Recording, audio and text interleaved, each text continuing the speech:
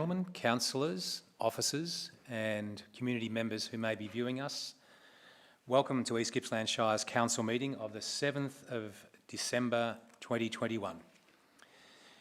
East Gippsland Shire Council acknowledges the Gunai Kurnai, Monero and Bidawal people as the traditional custodians of this land that encompasses East Gippsland Shire and their enduring relationship with country. The traditional custodians have cared and nurtured East Gippsland for tens of thousands of years. Council value their living culture and practices and their right to self-determination. Council pays respect to all Aboriginal and Torres Strait Islander people living in East Gippsland, their elders, past, present and future. East Gippsland Shire Council live streams, records and publishes its meetings via webcasting. We're doing that now. During the meeting, any members of the public who are addressing the Council will have their images and comments recorded. No other person has the right to record council meetings unless approval has been granted by the chair. In line with the Local Government Act 2020, councillors are able to attend council meetings electronically or in person, and the meeting will be open to the public via live streaming. If council encounters technical difficulties with the live streaming during the meeting, we will adjourn until the issue is resolved. If technical issues can't be resolved, the meeting may be postponed to a later time or date. Now, a member's attendance can only be recorded as present at a council meeting when they confirm that they meet all of the criteria. That is, if a councillor is attending virtually. And Councillor Buckley is this evening. And they need to be able to hear the proceedings, they can see other members in attendance and can be seen by other members, and they can be heard to speak. So I'll now confirm with you, Councillor Buckley, that you can do all of the above. So can you see and hear us? And unfortunately, Councillor Buckley, you have frozen at the moment, so we'll just wait for a moment.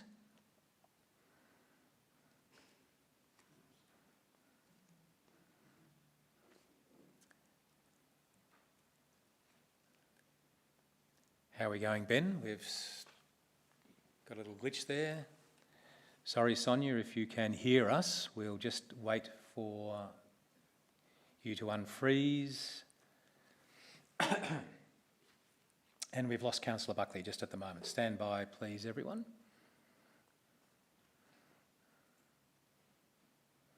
This is not the first time something like this has happened, and it's not the last time, so...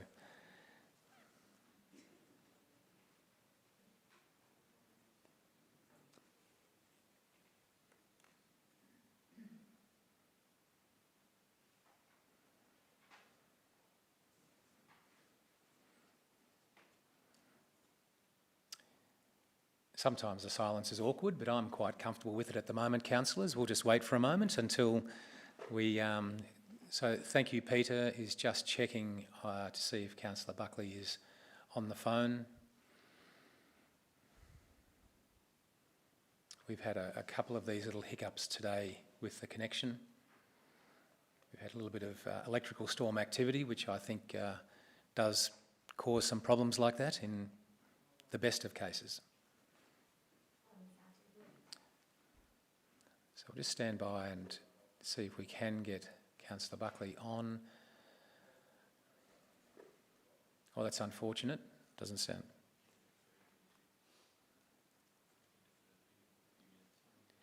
How do we go, Peter? Mayor, Councillor Buckley's just had a power outage. Oh, perfect timing. That's just unbelievable. I think there was an electric strike, yes. lightning strike, and she's just trying to connect through 4G. So okay, all right, good. So getting the phone hot-spotted. Thank you. We can wait a moment, councillors, if you're comfortable. It's important that we're all in attendance if we can. So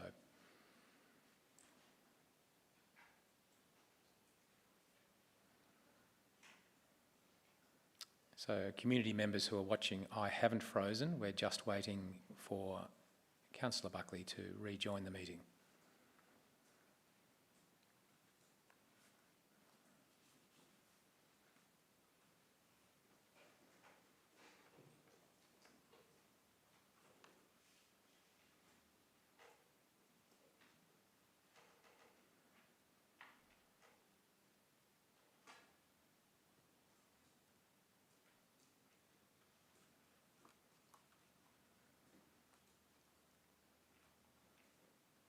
I've never known the councillors to be so quiet, Mr CEO there.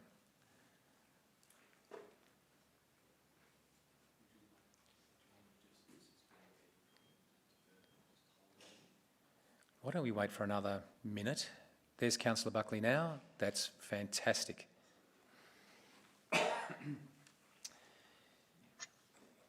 Hello, Sonia. Well done. Good effort. What timing was that? A lightning strike and the power outage?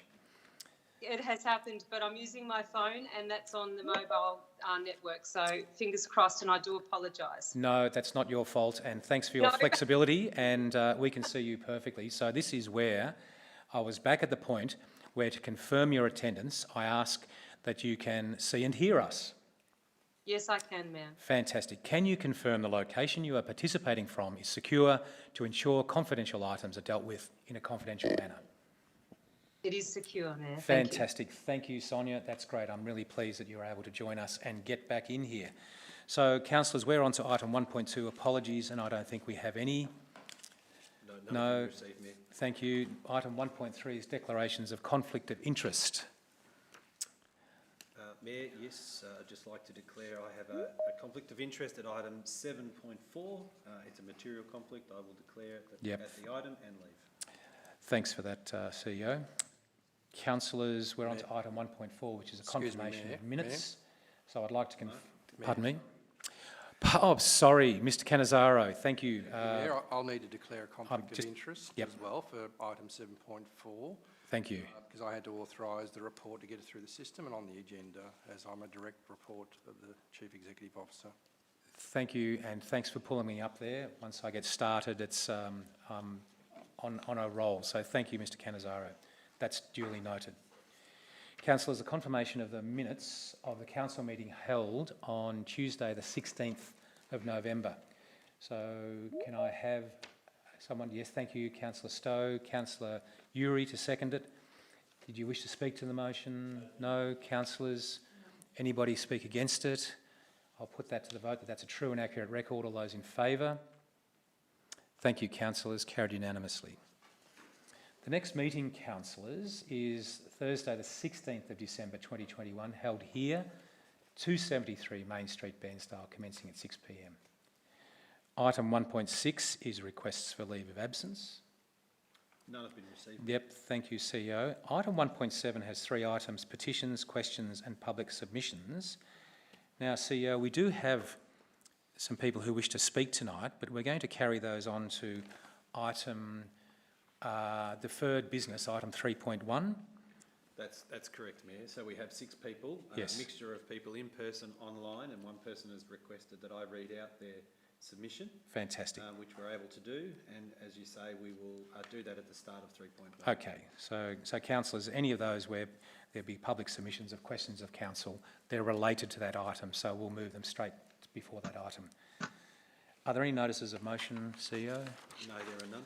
Terrific. Then, councillors, let's move on to item 3, which is deferred business, and this is the endorsement of development plan overlay request for 10 Marlo Road, Marlo. CEO, are we going to go straight to the officer or to our guests? And it'll be the guests first. Guests, but yes, terrific. So who are we going to have first? Mayor and councillors, the first person we have is Shane Boyd to speak to this item. Well, good evening, Shane. Welcome, and please come up to the microphone there. And just a reminder that we have 5 minutes, and the CEO will be just keeping the time there. So welcome and thanks for being here tonight. It's really appreciated. Thank you, and good evening, Mayor and councillors. Yep, terrific. We've got the microphone now. Thank you. Yes, good evening all, and thank you for the opportunity. We really have appreciated the efforts of all council staff and councillors in the time that you've given to our concerns about what we considered was inappropriate overdevelopment at 10 Marlo Road in the first instance. And the mediation process, which Council instituted, allowed resolution of many of the contentious issues. And tonight I pay tribute to you all and thank you for your efforts. That's nice. Collectively, we face a changing climate and the need to protect our waterways and foster biodiversity within our fragile environments, as well as provide adequate housing stock for future development. These principles are at the core of the Marlo community's desire to ensure that development at Marlo is sustainable, it protects our coastal and environmental assets, and it secures economic and community benefits. That, as clause 15 of the planning scheme states, development recognises, supports and protects neighbourhood character, cultural identity and sense of place. And version 15, the new Marlo Road plan, goes a long way towards achieving this. It reduces the number of lots. It increases the open space provision. It widens the road reserves. It requires a landscape plan as a permit condition, and it's more aligned with the Marlo UDF. However, we believe that more protections for long-term sustainability are still achievable. Firstly, we request that recommendation 2 of the officer's report be amended and adjusted to provide that the plantation reserve along Marlo Road is a minimum width of 10 metres, which was an agreed outcome. And I'll read you from the officer's report on page 11. It says, the mediation process has resolved the following elements successfully. And item 6 is a minimum width of 10 metres of additional public open space with landscaping using Indigenous species be provided to the interface of Marlo Road. That's our first request. Secondly, we draw councillors' attention to the removal of 22 mature remnant trees, mainly southern mahogany, and we ask that protections be integral in the refined subdivision plans, including along Ward Street and Lot A, which is the most heavily treed section and nominated for as yet unspecified future development. I draw your attention to the officer's recommendation in relation to the permit application for 10 Conran Court tonight, agenda item 5.2, and I quote, the proposal, this is 10 Conran Court subdivision, the proposal will have detrimental impacts on native vegetation with the removal of 10 scattered trees on the site, and the proposed subdivision is inconsistent with the planning policy framework relating to protection and conservation of Victoria's biodiversity, as at clause 12. These objections apply to the remnant vegetation on the 10 Marlo Road site, which is only 900 metres from Conran Court. Thirdly, in recent weeks, we've had flooding in Marlo. The post office still has sandbags outside. This highlights how water-sensitive urban design principles, which use vegetated water retaining and cleansing drainage, should be integral to all development in Marlo. The present proposal to direct stormwater into the current drainage system, which is deposited unfiltered into the estuary, is a real risk to the estuarine environment and the stability of the Marine Parade scarf. This will be a future financial and environmental burden for the East Gippsland Shire. The aim should be environmentally sustainable design that improves the total quality of life now and in the future and maintains the ecological processes on which life depends. As fairly famous Australian architect Glenn Murcutt says, life is not about maximising everything, it's about giving something back, like light, space, form, serenity and joy. It's about leaving future generations with a legacy. And it's about valuing and building on what we have in Marlo and what makes it so special and so different. Thank you. Thank you very much, Shane, and that was exactly spot on 5 minutes. So I appreciate your timing and your eloquence there. So, councillors, are there any questions of Shane before we ask Shane to step aside? No, thanks very much for being here and making the journey down. It's really appreciated. And thanks for all your work with the residents and ratepayers. CEO. Thank you, Mayor. The second speaker, and these are in order of which they are received. Okay. So just so if people are interested how we choose the order, it's by when they are received. So the second speaker is Michael Gretsch. And Michael is online. On now. Oh, g'day, Michael. Good evening. Welcome. Hang on a second.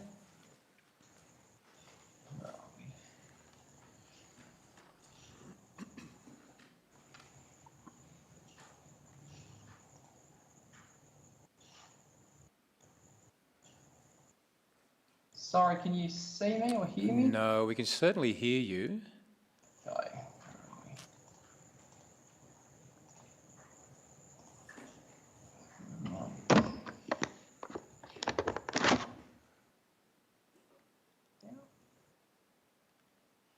Now we've got you. Good evening. Right. Good evening, Good Michael. evening, Mayor. Hello.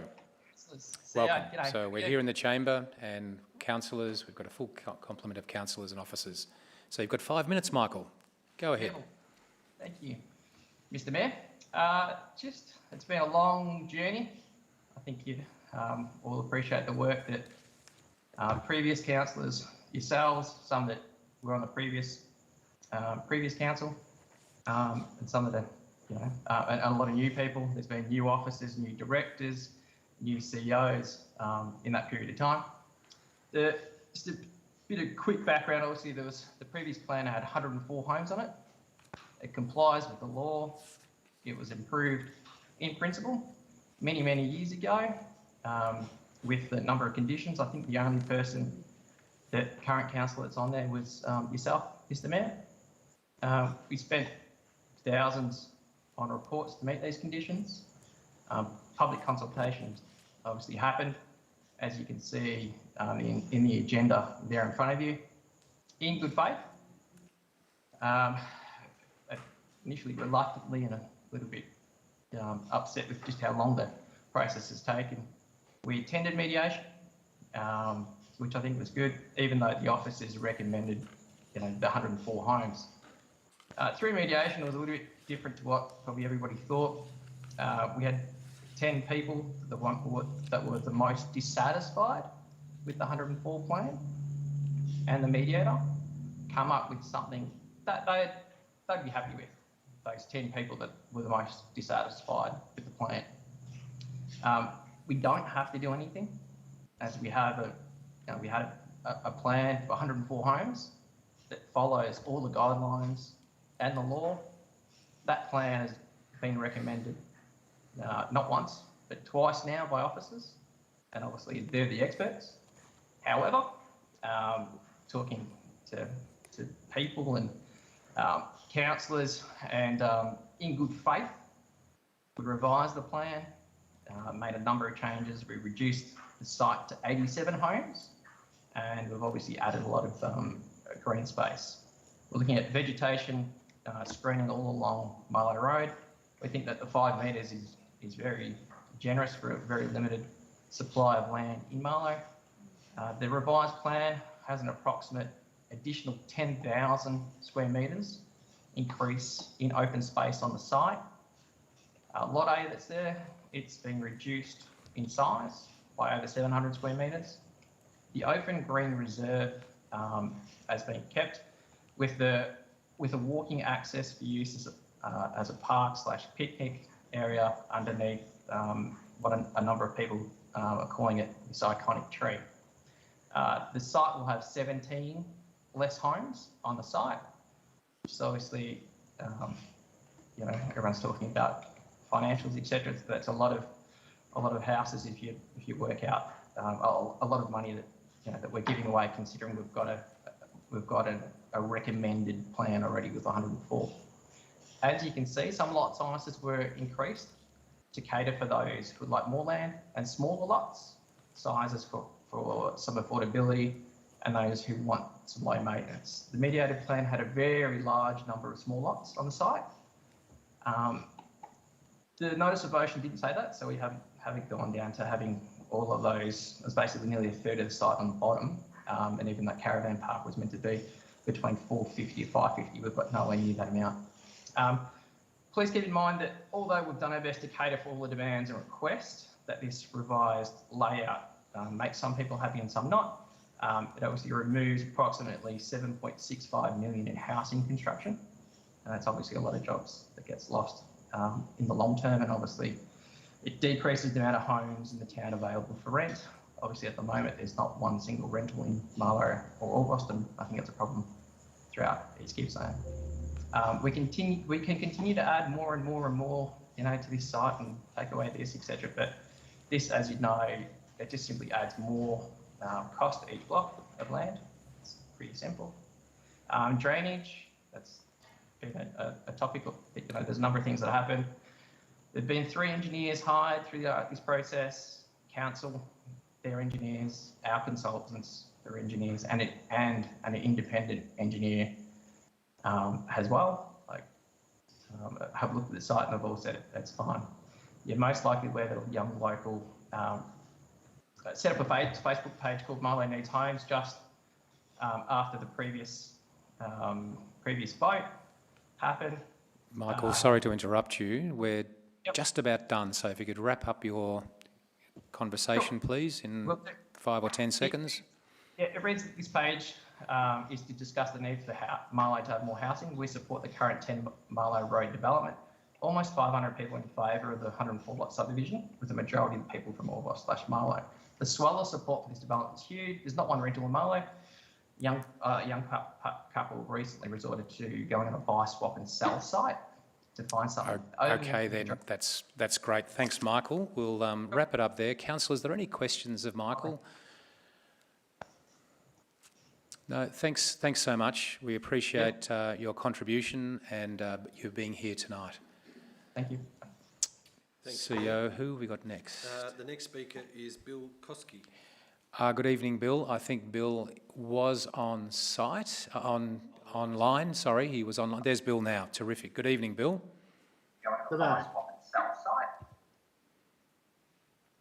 Terrific. Bill, Mark Reeves here at the Council Chamber, so we're interested to hear from you. You have 5 minutes. Okay, I won't take that long. Can you see me? We've got you loud and clear, 10 out of 10 visually as well. Thank you. Okay.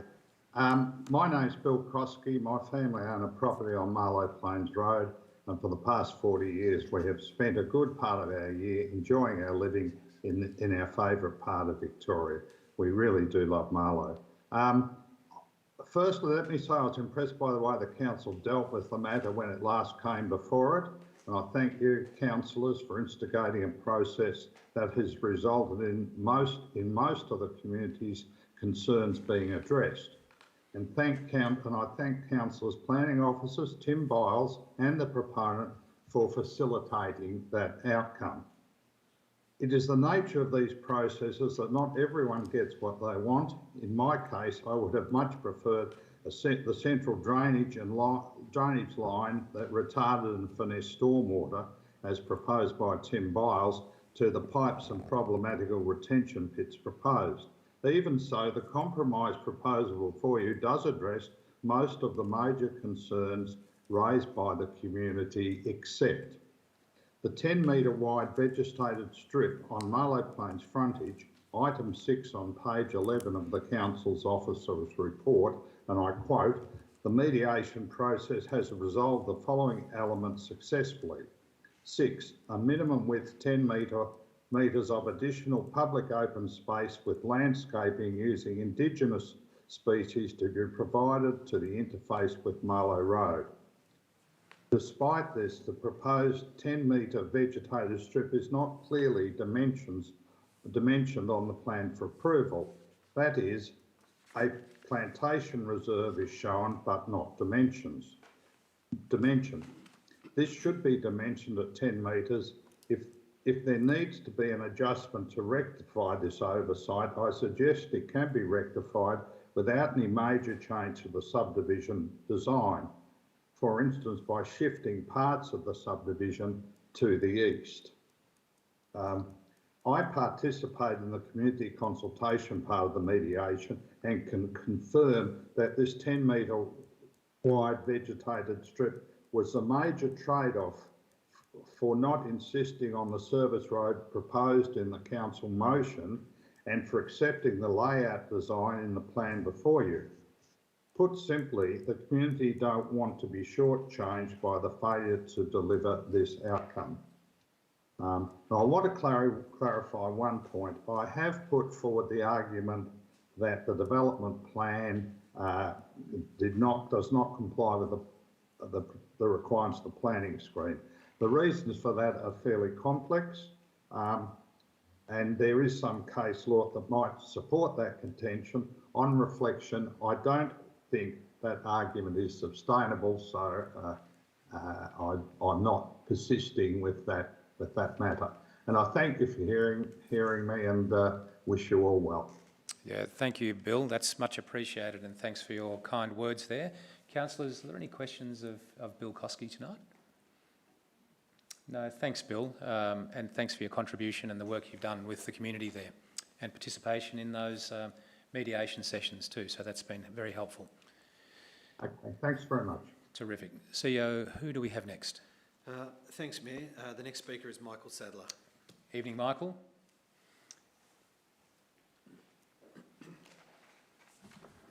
Thank you, Bill. So you've got the microphone sorted out there. Good on you, Michael. Thank you, Mr Mayor, councillors and staff of East Gippsland Shire. It's nice to see you in the flesh. It is indeed good to see everyone in the flesh. Yes. Yes, it's been a journey. You've heard the frustrations of my client, who I've had to talk back from the edge a number of times, but I think we are now approaching a very pivotal point in this project. The matters tonight are nearly all about detail, because I think the officer's report has been a very comprehensive one and represents a very fair middle ground, which I think all of us will be proud of at the end of the day. A couple of technical issues which I'd like to address, because that's really where my role is, hopefully as a technician. This presumption that drainage is all going to be underground is a total myth. I think we should leave that to the final design, and that's what's asked for.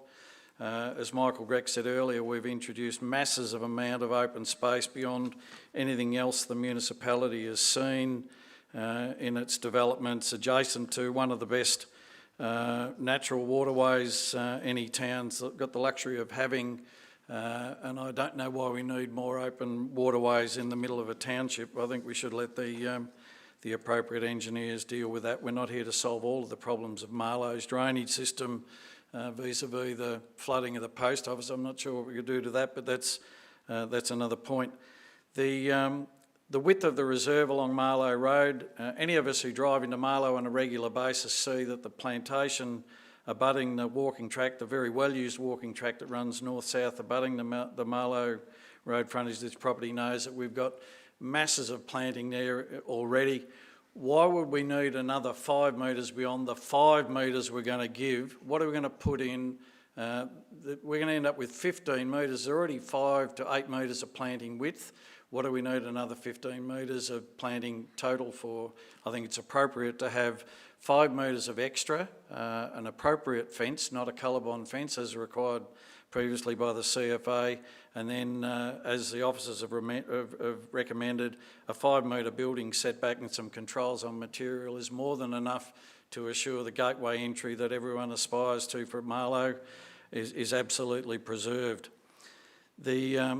The report in part addresses some shortcomings of the contributions made by the developer to the broader Marlo community. I think it's got to go on the public register that we've already committed to and stand by the full construction of the shared pathway down Perry Street rather than a contribution. That's never been challenged by us. In fact, it almost is a challenge to council. You've got Perry Street as an unmade shambles at the moment, and we're going to put a 2.5 metre pathway leading down to the Esplanade I don't know what's going to happen to the rest of the streetscape. It's almost begging council to come and do a streetscape scheme for that. Another point that is important and maybe lost to some, on Ward Street, right from the inception of this project, we always proposed the widening of the Ward Street Road Reserve to in fact preserve the existing vegetation that's currently on private land. As it sits at the moment, we've got exemptions for the removal of vegetation within 4 metres or even 2 metres of the existing fence line. We're widening it by 5 metres so we can ensure that that road widening puts the existing vegetation into public ownership and at the same time allows, at council's discretion and officers' discretion, the appropriate driveways to be facilitated to punctuate the various lots fronting there without wholesale clearing of the allotments, the vegetation fronting the allotments. Lot A, as always through this process, been a question. It is not being sought for development at the moment. Any expectation that any vegetation is going to be removed as a party of any approval tonight couldn't be further from the truth. It's not on our radar. We are coming back. We've demonstrated to council how a medium density project can be facilitated in amongst the trees. Mahoganies in Marlo will be the bane of this council's existence. Walk along Jorgensen Street and you'll see on a number of properties there where there's 10 or a dozen of them who are dead, whether it's just by age or interference, I'm not sure of, but between the caravan park and the school, there's significant stands. They're a just for now tree. We need to get a better species and we can do that within our project, particularly where we've introduced road reserves, which are now 37% wider in the road reserves than the IDM called for. Just about right to wind it up there, no, Mr Sadler. One final point, if I may, because it's sure. Important, please, Mr Mayor, and given that we've been going 10 years on this project, I think one final point, I'll make it. Granted. With respect to this project, there's two Section 173 agreements which are called for about external contributions. I think council wouldn't write a blank cheque and they wouldn't expect any developer to write a blank cheque about contributions to unspecified works. I would seek that those negotiated works are detailed with the developers at the outset and we are not blackmailing each to the other as to what those works require. I'll give you a very quick example. To maintain public open space, nowhere else in the municipality have you asked a developer to pay, don't care whether it's $100 a year, to pay for open space that serves fire protection for the balance of Marlo, nor are we seeking to maintain or upgrade the drainage systems of Marlo due to the shortcomings of long-term development. And with that, Mr Mayor, I just ask for certainty. Everyone's, I think, has come to the end of a very long journey I think in a very elegant way that we're not all at each other's throats. All of us enjoy Marlo, and I think we can come up with a very, very good outcome, and I applaud the officers for the process and councillors yourselves in putting the stall and the punctuation point to arrive at a good development. Thank you, Mr Mayor and councillors. Thanks for your contribution, as always, Mr Sadler. And councillors, are there any questions of Mr Sadler before he leaves the microphone there? Thanks, councillors. Thanks, Michael. Much appreciated. Thanks for being here tonight. CEO, next is... Thanks, Mayor. I have Megan Humphreys, and she's asked me to read out... Oh, very good. ...this matter for her. Okay. So these are Megan's words. I would like to vote in favour of the Marlo subdivision. Marlo and Orbost housing capacity is full. There are frequent requests on social media sites from individuals and families who are wanting to move to the area for work or retirement but cannot secure a residence. Without the scope to build more homes, Orbost and Marlo will miss out on what new individuals and families can offer to our small towns.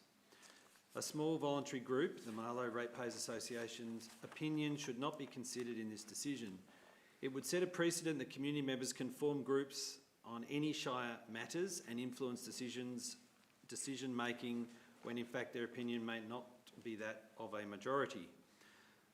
Lastly, please consider if the people opposed to these subdivisions are affected by the benefits that the new residents and tourists bring to the town, increased sporting participation and volunteers at one, Are people opposing this development currently involved in local support or volunteering? 2, money spent in town. Do people who are opposing this subdivision have kids, family members working in the local community who rely on residents and tourist spending? 3, housing availability. Do people who oppose this subdivision have children or know people who would like to be able to purchase in Marlo? The list goes on. Please consider the possibility that people who are opposing this subdivision are doing so because they fall into a category where this development doesn't positively impact them and they are not considering the positive impacts it could have for others. Thanks for considering my opinion, Megan Humphreys. Well, thanks for reading Megan's notes there, CEO. The 6th person we have is Catherine Nancaro. Terrific. And we've lost Catherine. So, Vanessa, we're assuming we can't find Catherine? Yep. Okay, so Catherine, if you're watching and you can rejoin or get back into the meeting, we'll give you a minute. It's important to hear people's opinions if they've gone to the effort of being here and want to be heard. So how about we move on to the officers' report, and if Catherine appears, then we can interrupt the officers if they're so kind as to allow that. Terrific. So who are we going to hear from, CEO? Martin or M&A? Martin? Terrific. Okay. Good evening. And Mr. Nicole Mayor, over there. you will hear from the acting GM, Sam McPherson, I believe. Sam? Yes. Terrific. Even better. In person. Thank you. Thank you, Mayor Reeves. Councillors, before you is a report regarding the endorsement of a development plan for residential subdivision at 10 Marlo Road, Marlo. The application has a long history as outlined in the report and was recently subject to a mediation process leading to the lodgement of a revised subdivision layout, which is now before Council for consideration. Officers consider that the revised proposal addresses some, but not all of the matters identified by Council in its deferral of the matter in June this year, and provides an improved outcome that at least partially satisfies the concerns of local community members who are involved in the mediation process. The officer's recommendation is that the development plan is approved for endorsement subject to a series of conditions, including referral of the revised plan to Regional Roads Victoria and the Country Fire Authority, and the updating of relevant supporting documentation to reflect the revised layout. The key points for consideration include the development plan is considered in accordance with Schedule 7 of Clause 43.04 of the East Gippsland Planning Scheme, which sets out principles for development of the subject site. At its meeting of 22 December 2021, Council deferred the matter to allow mediation over several matters specified in the resolution. A mediation process has been held and some of the matters have been resolved, others have not. A revised subdivision layout was lodged in response to the mediation report and a letter provided by the applicant outlining the changes made. These documents, along with a further response from the Marlo Ratepayers and Residents Association, are attached to the report. Officers consider that while not all the matters raised in Council's previous resolution have been resolved, the revised layout provides an improved outcome that is consistent with the planning scheme requirements. In particular, the 5-metre landscaped buffer on Marlo Road, which is additional to the existing vegetated road reserve, combined with a 5-metre building exclusion zone on the abutting lots, will provide sufficient visual softening of the road environment. The revised layout and additional open space provides a greater opportunity for retention of significant vegetation within those open space reserves, including at least 2 large trees. The additional open space also provides the opportunity for improved surface water management from the perspective of water-sensitive urban design. Detailed matters relating to landscaping plans, detailed drainage designs and construction details for the subdivision will be dealt with as conditions of approval to a future subdivision application. The recommendation is that Council approves the endorsement of the development plan, subject to its referral to Regional Roads Victoria and the Country Fire Authority for further comment, and the conditions requiring the updating of various supporting documents, where applicable, to reflect the revised layout. And delegated authority is sought for the Chief Executive Officer to endorse the revised development plan and updated documents, provided that there is no material change to the proposed layout of the subdivision. Mayor and councillors, also present online this evening is Martin Richardson, Manager of Planning, and Nicole Reynolds, Coordinator of Strategic Planning. The report is presented for your consideration. Thanks so much, Sam. And councillors, as noted, we do have our other officers there.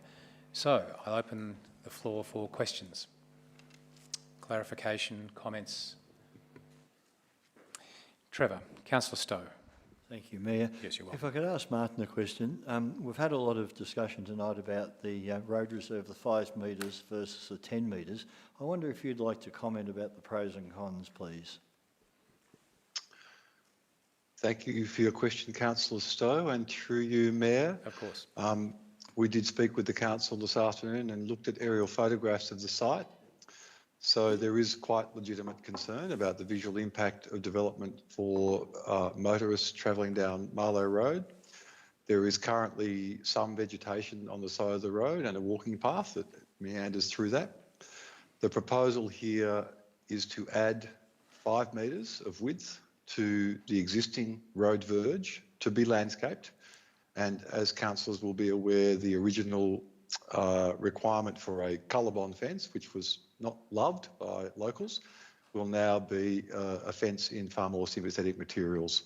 And as what has been mentioned previously, a 5 metre building exclusion zone on the lots that abut Marlo Road means that we have at least 10 metres of vegetated area, 5 metres of which is shown as the plantation area, and a further 5 metres set back so that we don't get, colour-bond sheds and the like abutting people's rear boundaries.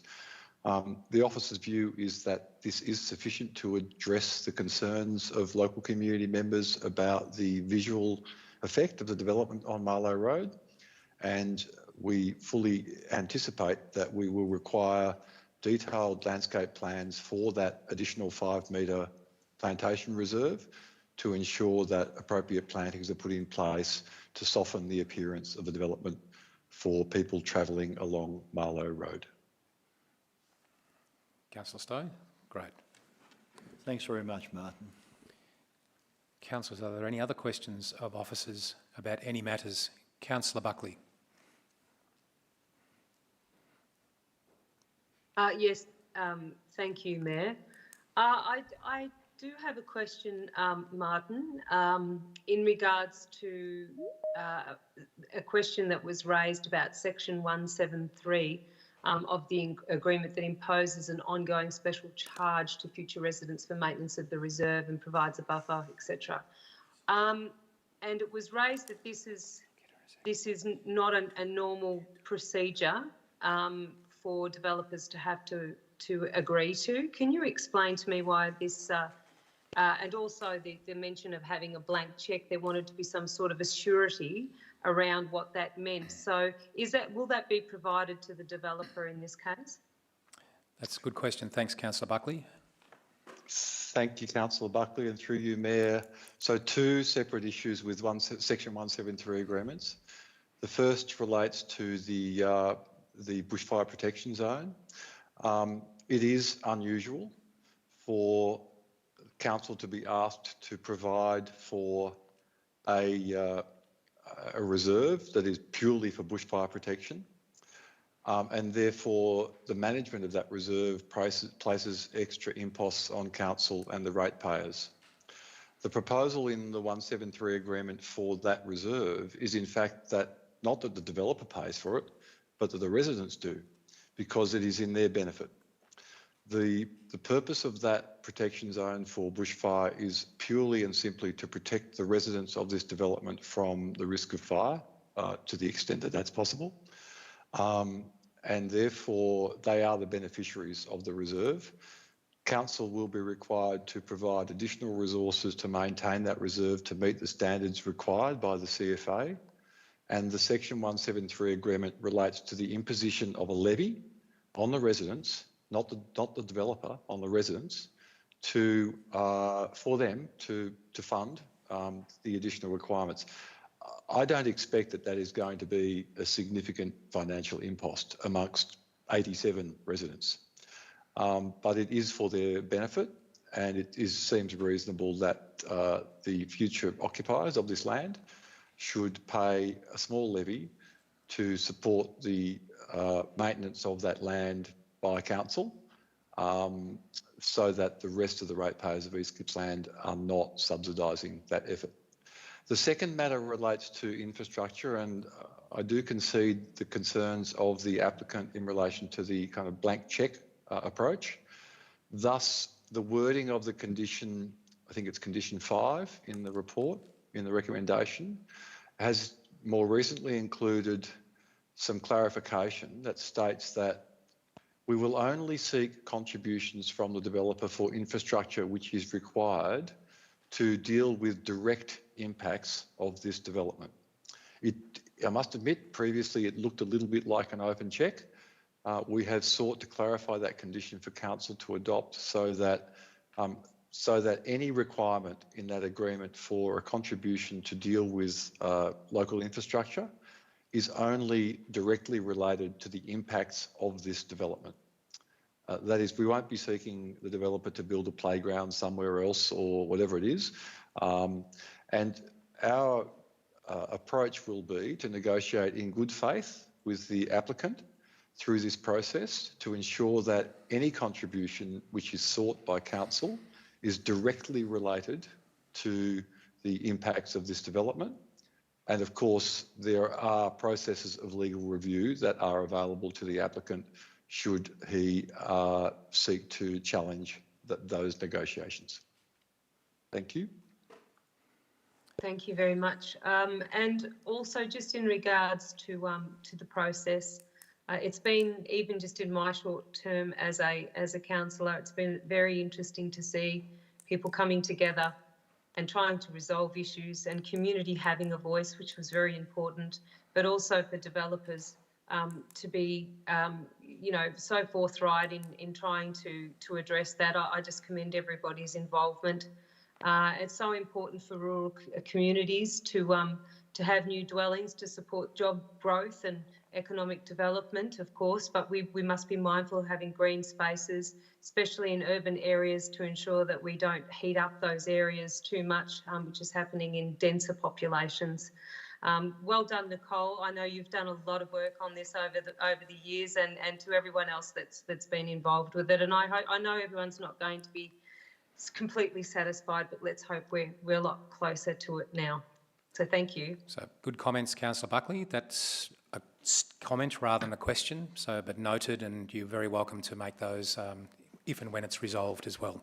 So thanks for that. Are there any other questions or clarification required? Councillor Uri. Thank you, Mr Mayor. So just a couple of questions on matters that were raised with regards to the need for plans to be submitted, and there's a big, in the officer's recommendation, there are quite a few plans for submission. I just wondered perhaps if the officers wouldn't mind commenting on the need for the stormwater management plan and the vegetation management plan, and if there are any comments on the cultural heritage management plan, please. Good question. Thanks, Councillor Uri. Thanks, Councillor, and through you, Mayor.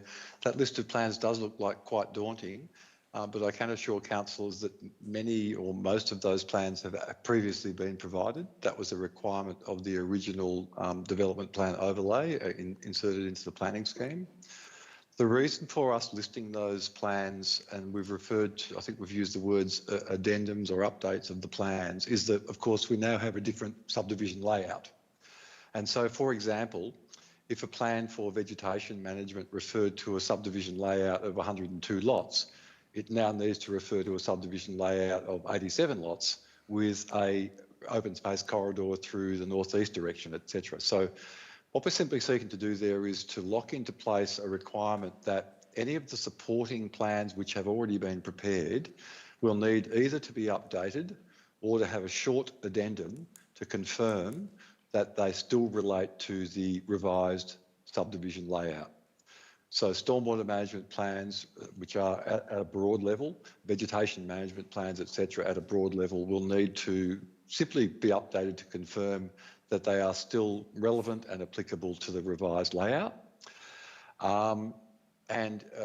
Councillor Uri mentioned the mention of a cultural heritage management plan. There was no requirement for a cultural heritage management plan for this site because it is not deemed as a site of cultural heritage significance. However, again, what we have done is, I think, what lawyers call the belts and braces approach. We have required that the applicant reconfirm that no cultural heritage management plan is required. And in many cases, those plans listed from A to Q, I think, may require simply a confirmation that the plan is still relevant to the revised layout, and that will ensure that we have everything in place so that when the subdivision application is received, we have the appropriate plans in place that reflect the revised subdivision layout. Thank you. Thank you, Mr. Richardson. Councillor Uri, are your questions done now? Terrific. Councillor Crook. Yes, thank you. Look, just in relation to the planning permit conditions and specifically the plans for stormwater management, could we just have outlined to us how we can be assured that any future plans will incorporate the water-sensitive design, the urban design principles, and will be in fact best practice? And also whether it is the case that if the development is sold on, which I understand is a possibility, that those same requirements will be passed on to whoever owns the land in the future? Thanks, Councillor Crook. Thank you, Councillor Crook, and through you, Mayor, in reverse order, any conditions placed on an approval by council apply to the land, not to the owner. So whether the land is sold once, twice or three times, the permits and approvals issued by council under the Act apply to the land. So any subsequent owner is required to meet all requirements as approved by council. In relation to water-sensitive urban design, I also acknowledge the comments that have been made by the Marlo Ratepayers and Residents Association and their ambitions for good stormwater practice. And as was mentioned by Mr Sadler, the additional open space, both through the northeastern corridor of the subdivision and at the eastern end abutting the bushfire zone, provides a much better opportunity for water-sensitive urban design because we have additional areas of open space in which stormwater runoff can be absorbed before it is piped. Best practice, we always seek to achieve best practice.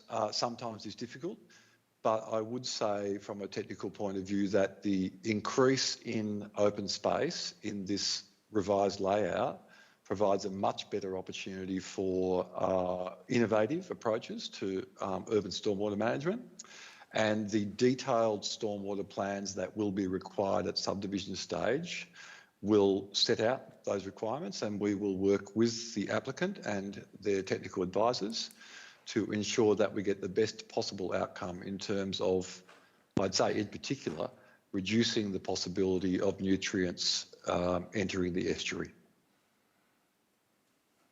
Okay, thank you. I just got a subsequent question about the native vegetation. We've heard southern mahogany or Eucalyptus boturoides referred to as a just for now tree this evening, which seems strange. It seems to sort of negate the fact that this is a species that lives for hundreds of years. There's many individuals around Marlo of this tree that are hundreds of years old, and the role that they play in provision of habitat for native species who are dependent on their hollows, which in this post-bushfire context are very significant in an environmental sense, but they also represent our collective natural heritage. With that in mind, I'd just like to propose that we try and preserve all the large trees at the site, and I'll be interested to hear from the officers how we might go about doing that. Thanks, Tom. Thanks, Councillor Crook, and again through you, Mayor. Sure. The revised subdivision layout provides an excellent opportunity to preserve more large trees. My recollection is that there's one significant large tree smack bang in the middle of the site, which is now able to be accommodated within the new public open space area. There's a small stand of trees on the eastern boundary of the residential lots in the additional public open space, which is also able to be preserved, I think that reduces quite significantly the amount of tree removal required. Of course, there is always, unfortunately, some compromise to be met in achieving urban development versus protection of trees. But in this case, I think the outcome we have here with this revised layout is the protection of a number of trees that previously were tagged for removal. And of course, let's also bear in mind that we have a significant forest area to the east of this development. And the state government regulations in relation to vegetation removal do allow for the removal of trees, but whenever that vegetation is removed, offsets must be provided. So there are plans for offsets to be provided where tree removal is unavoidable. But again, I would repeat that the revised plan does provide much better outcomes in terms of the preservation of vegetation on the site. And our aim would be that particularly those 2 or 3 significant trees, which previously were slated for removal, will now be retained because of the additional open space areas. Okay, so that's out of, I believe Ms Boyd said about 20 or so. We're going to do 3. Is there a way we can preserve most of the significant trees on the block, or are we in fact doing that? Thanks, Councillor Cook. Well, through you, the state government's vegetation protection guidelines have a process of, avoid, minimise, offset. They clearly recognise the need to remove vegetation in order to facilitate housing development. So there is always going to be a compromise to be reached, and the state government's Flora and Fauna Guarantee Act and the regulations in relation to vegetation removal clearly recognise that if it's not possible in order to facilitate development to preserve all vegetation, then offset measures must be put in place. And recognising that it takes a long time to grow new trees, but the state government's regulations around offset measures do provide for like replacement and preservation of vegetation. So I could not say that we will protect all trees on this site. When you have a subdivision of lots less than, I think it's 4,000 square metres, then according to the state government legislation, all trees are presumed lost. So what we've done is we've claimed back some of those trees from the presumption, and we'll work with the applicant to ensure that they are protected. But inevitably, if we are going to provide housing for our growing community, then there will be compromises in relation to the loss of vegetation. Where possible, we retain the significant vegetation. Sometimes other vegetation of less ecological significance has to be removed in order to facilitate urban development. Yes, which I would suggest has been done in this case, because we're actually looking at an area that's already been almost entirely cleared, apart from some remnant trees, which I would like to see preserved if that's at all possible. If it's not under the law, then that's a shame. I'm not sure what our council can do, but I would urge us to try and do what we can. Thanks, Councillor Crook. Councillors, we do have Catherine Nancaro online, so the 6th speaker, and who's been waiting patiently. So, Catherine, are you there, and are you able to join us? And we welcome your contribution. Which I would like to see preserved if that's at all possible. If it's not under the law, then that's a shame. I'm not sure what our council can do. We've just got Councillor Crook playing again, so... So, Ms Nancaro, are you there? Can you hear me? It's Councillor Reeves, Mark Reeves, here in the chamber, and we're welcoming you in, and you have 5 minutes to join us and make a contribution. So you might have been watching on a live stream there. If you can turn that off and join us directly, that would be great. We can see you. We can't hear you yet. You're muted. Aha. Thank you, Mayor. Apologies for the late entry. No, it's great. Good to see you. Welcome. I'm not the best with technology, so sorry about You're doing that. okay. Okay. Firstly, thank you, Mayor, Deputy Mayor and councillors for your time. It's been really much appreciated. I'll just keep it brief. because to be honest, I don't like public speaking. But I'd just like to say that we love Marlo just as everyone does. And after discussions with the people of Marlo and East Gippsland, I truly believe that the current plan is what the town is seeking. We've heard from an abundance of people wanting to purchase blocks, including people messaging us now, encouraging us through. We'd also like to thank the people of Marlo and East Gippsland for your support and for encouraging us to continue with this development. We love Marlo, and we'd also just like to thank the council. I feel we've done everything we can, and I hope that you can see that. Thank you. Well, thanks for that, Kat. Councillors, would anybody have any questions of Ms Nancaro? Well, thanks for joining us. Councillors are very happy and satisfied there at the moment. Thanks, Kat. Councillors, are there more or any other questions of officers? Well, indeed, councillors, we have a recommendation in front of us. Do I have a motion? Councillor Stowe. Thanks, Councillor. Move the motion. Councillor, thank you. Is there a seconder? Councillor Buckley, sorry, are you happy to second the motion? Terrific, thank you. Councillor Stowe. Yes, I am. Good on you. Thanks, Councillor Buckley. Would you like to speak to the motion? Thank you, Mayor. Look, this has been a long and tedious project that dates back, I think, to 2010. Microphone on, that's all right. It's the catch cry of 2021. Project that dates back many years. We've had consultation, we've had many goes at this, but I think we've reached the final stages now. I think we have a good proposal ahead in front of us. It's been supported by our staff, recommended in fact by our staff, and I'd have no hesitation in recommending it. The blocks are required down there, and I think it should go ahead. Thanks, Councillor Stowe, for those words. Councillor Buckley, would you like to speak to the motion?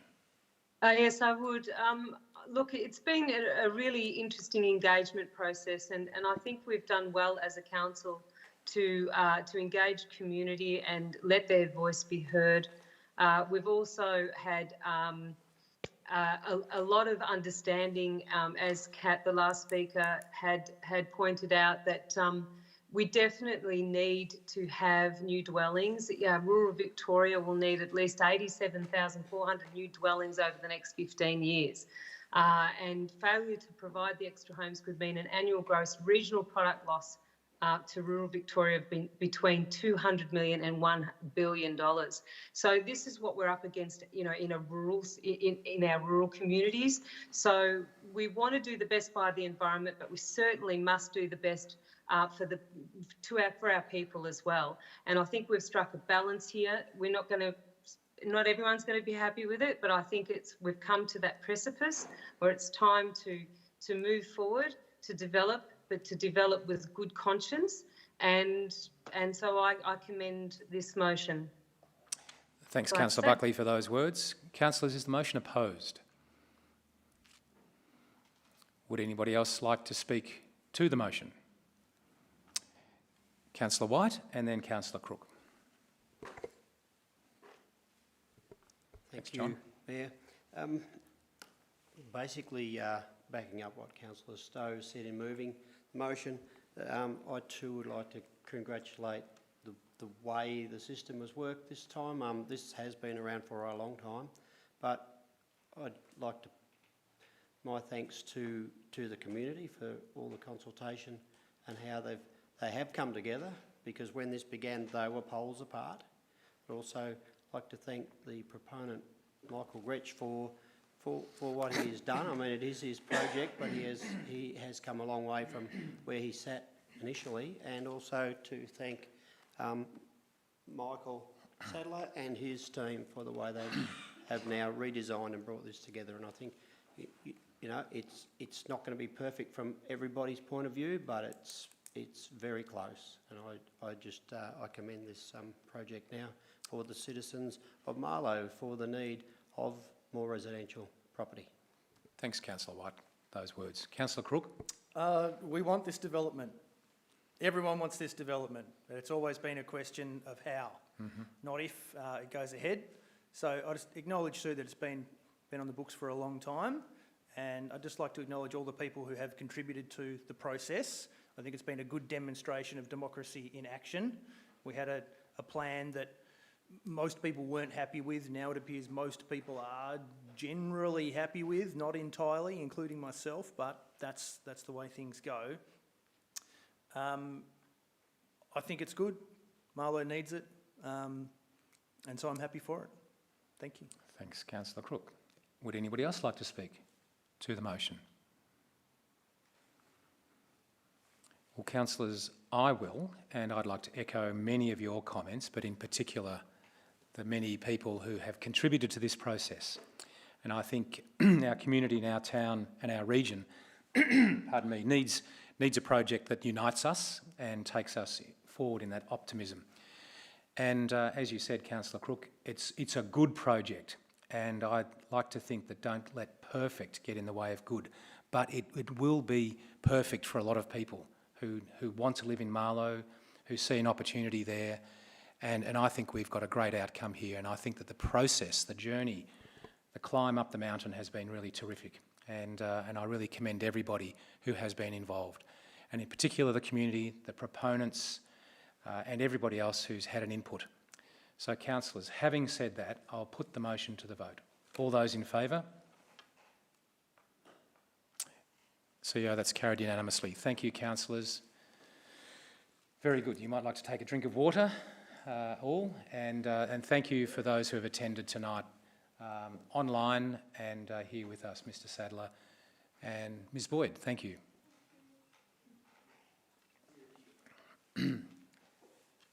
Councillors, we're moving on to Council on Delegate Reports, which is item 4 on your agenda. And I'm going to move... Councillor Buckley, do you feel like going first tonight? You often seem to be left out in the lurch at the end, so how about we go with you first? Before the power fails again. Yeah, I'm going to make it very short because terrific. we've got a big agenda tonight. Look, I've already mentioned a little bit from the blueprint of the Rural Councils Victoria in regards to the importance of building homes, and I think that was we're moving forward as a council group to ensure that we support well put forward proposals and proponents and community to provide just that. So that's that side of it.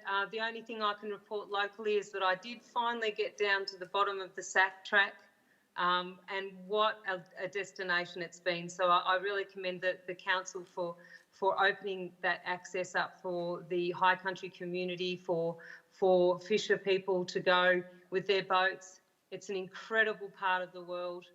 The only thing that I could say that we could possibly do to promote that a little bit further is to make sure we put up a dry track only sign so people don't go down there in the wet because they would cause damage to the track. But if you get the chance and you want to come and visit us up here in the high country, after seeing it yesterday, I was blown away by the beauty, and I hope one day maybe we'll be lucky enough to have a boat ramp down there. So that's the end of my report. Good on you, thank you.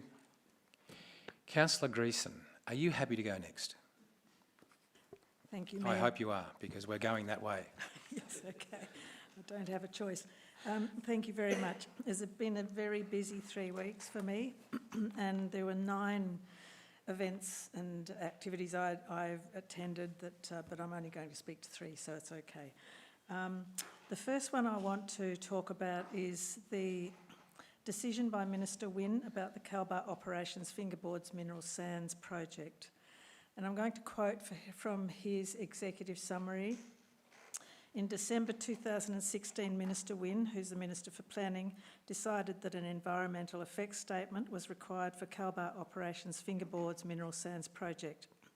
The EES was made available to the public in September and October 2020, and an inquiry and advisory committee was appointed then to consider it and other related items. 910 submissions were received about the EES, almost all raising serious concerns about it, and another 47 on proposed project changes introduced after the EES was submitted. Minister Wynne released his assessment in a 93-page document on the 21st of November. The impact of his findings for thousands of people was a collective release of anxiety and tears of relief and expressions of thanks to him and the IAC panel. Minister Wynne stated that the project would have unacceptable environmental effects relating primarily to effects on native vegetation, biodiversity, air quality, agriculture and horticulture, and social values within the project area and its surrounds. The project also poses an unacceptable risk to surface water values downstream of the site. He said the proximity of the project to many sensitive receptors, that is people, and an important horticultural district without an effective buffer and with a reliance on adaptive management to only just comply with airborne dust criteria will likely result in effects to air quality and risks to agriculture and horticulture that are not acceptable. The flow-on effects to the local community's sense of place, cohesion and well-being in circumstances where it's already experienced significant disruption through the initial mining exploration phase and statutory assessment processes are also unacceptable. So I wish to acknowledge all those people who worked so hard to ensure the IAC and Minister Wynne knew the details of the risks posed by the project and the impact of the disruption of the previous 7 years on nearby communities' lives and health and businesses. I wish to acknowledge the previous council and our CEO for appointing the consultants to the council to review the EES, and then this council 12 months ago, pretty much exactly, for approving the appointment of legal representation for the IAC hearings. It is clear that all of this work was necessary and totally justified. So that's the first thing I want to talk about. The second thing is that I went with Councillor Uri on the 27th of November to a gathering of very creative people at a float fora forum at Bungaluk in Lakes Entrance to talk about float, mapping it, explaining it, growing it, and how it works as a fulcrum for so many other creative ventures in East Gippsland. This event, driven by Andrea Lane and Josephine Jacobi, was attended by over 30 people, artists, art directors, writers, illustrators and social entrepreneurs. It was a day rich in storytelling and ideas for East Gippsland, and I really hope that this is the start of many of these discussions, as this networking will generate far more life and creative enterprises in East Gippsland. Now, the third thing I wish to speak about is a field tour with Ian Kane. I think nearly all of the councillors have been on this field tour with him and other members of the Victorian and Gippsland Apiarist Association. So I did this with Councillor Allen on Friday, and he wanted to show us the impacts on the honeybee industry of Vic Forest clear felling and similar logging techniques, compared with an experimental site of a coop selectively logged 13 years ago. In fact, the selectively logged coop was pretty close to how the forests were logged before Vic Forest started clear felling about 40 years ago. The tour was edifying and showed that the coops left by Vic Forest don't fully regenerate for many generations and don't provide hollow-bearing trees that provide habitat for birds, possums and other animals for probably about 120 years. They dry up the land and all water generation of the original forest is gone, as is carbon storage. Nor are they, of use to apiarists for almost that long, as the flowering crowns of trees take many generations to form. Honeybees are essential for all horticulture and agriculture and for everything depending on reproduction through flowering plants and pollination.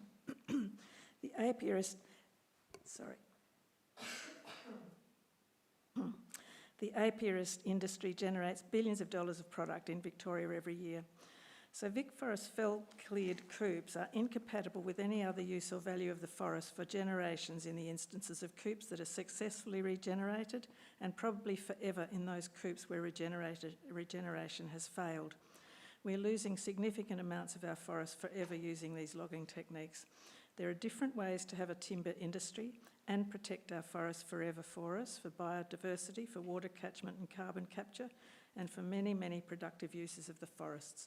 And I thank Ian Kane for a very instructive trip. Thank you. Thanks, Councillor Greeson, and those of us who have been with Ian would echo those comments, so thanks for bringing that up. Councillor White. Thank you. I too, of course, went on that tour the week earlier with other councillors, and it certainly was enlightening because Ian has obviously spent a lifetime in the bush and extremely knowledgeable, and the one other point I could make there was that he pointed out that the clear felling, all the regeneration is basically of the same size and age, and it cannot sustain a wildfire, and it could take 60 years to regenerate. But in that time, the likelihood of that coop being burnt is about every 20 years, and if it's burnt within that time frame, it burns straight back to the ground, and you have to start again. So there's a likelihood that many of those coops will never regenerate due to wildfires in the area. But yes, I tip my hat to Ian, and it's a pleasure that Ian is on the ag sector group. With his knowledge, that's great, and I appreciate meeting with him. In fact, we meet again this Thursday. Yep. So other things that may have happened, and we've been talking planning. Well, for the last couple of weeks, there has been plenty of planning going on, which most councillors would have been involved in and attending. But one thing that I did last Tuesday was to step out of our briefing and go and, by invitation, meet with an agency that I was not aware of, but council have been sponsoring it, and it's the Rural Agency Network Support Services.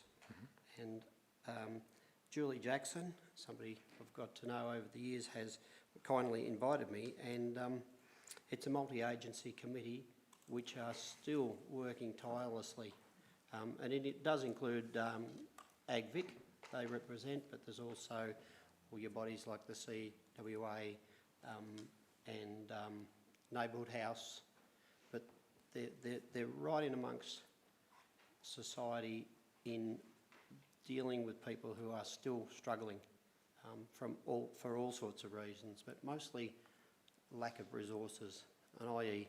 money, and this is where they really struggle. So Neighbourhood House, St Vinny's, the Salvos, they're still out there.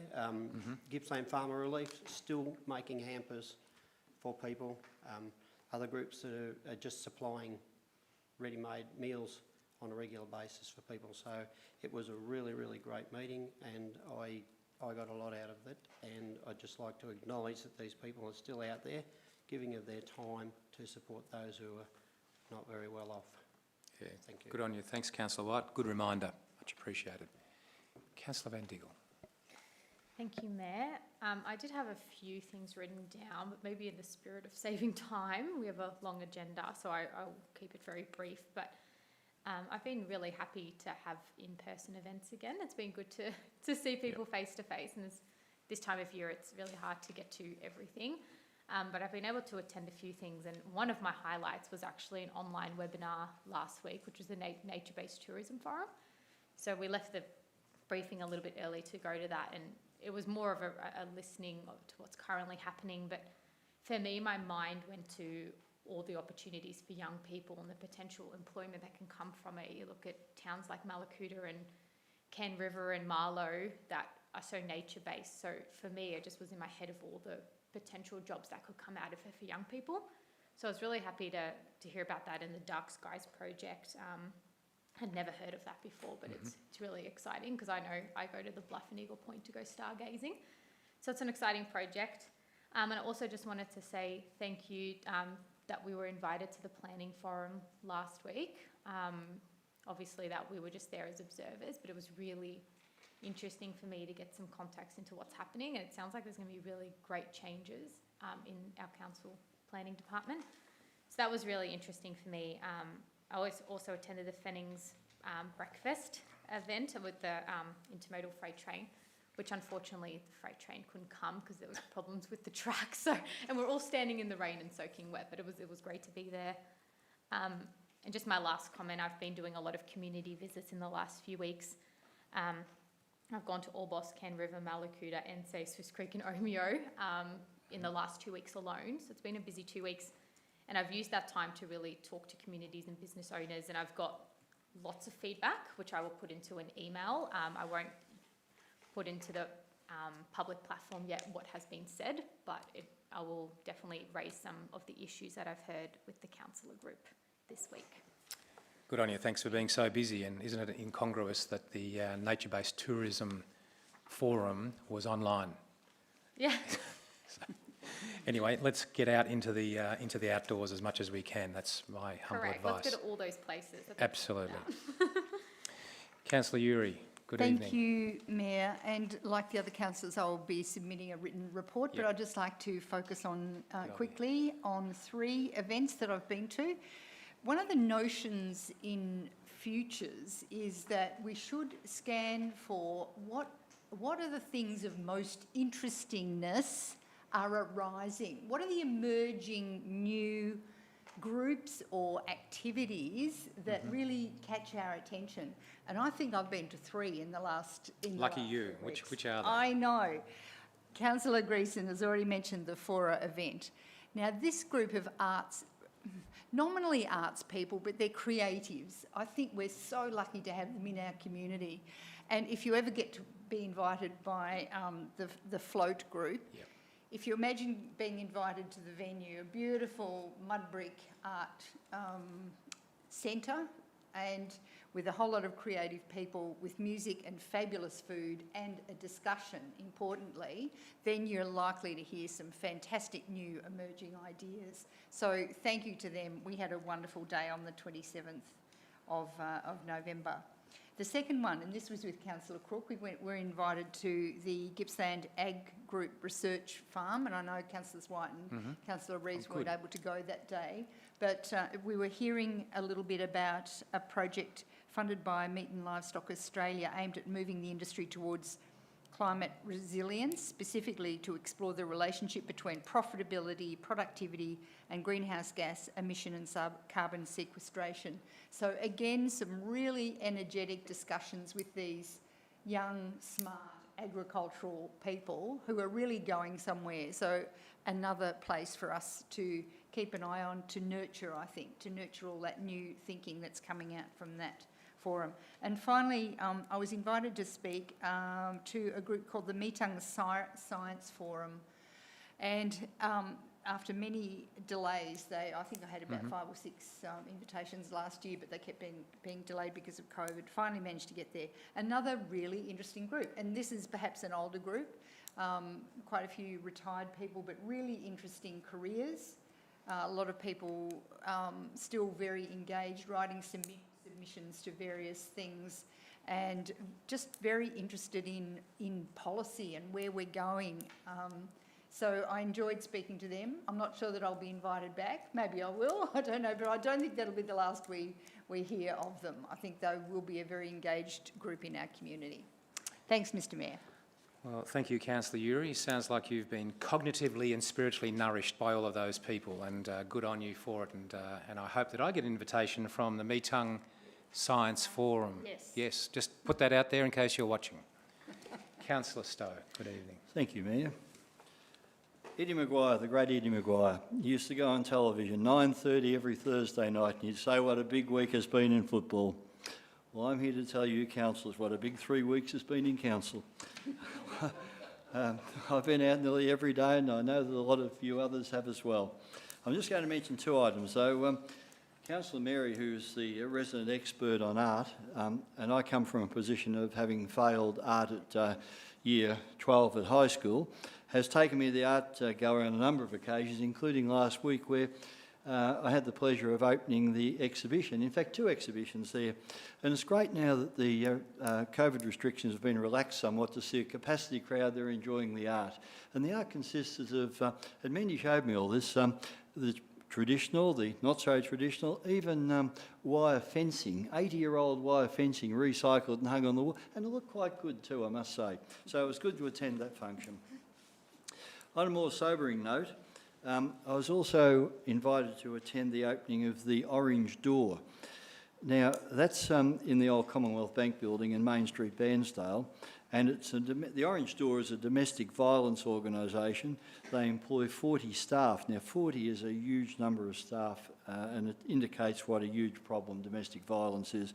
And domestic violence is not just physical violence, it's financial violence, it's abuse, and we are well above the state average here, regrettably.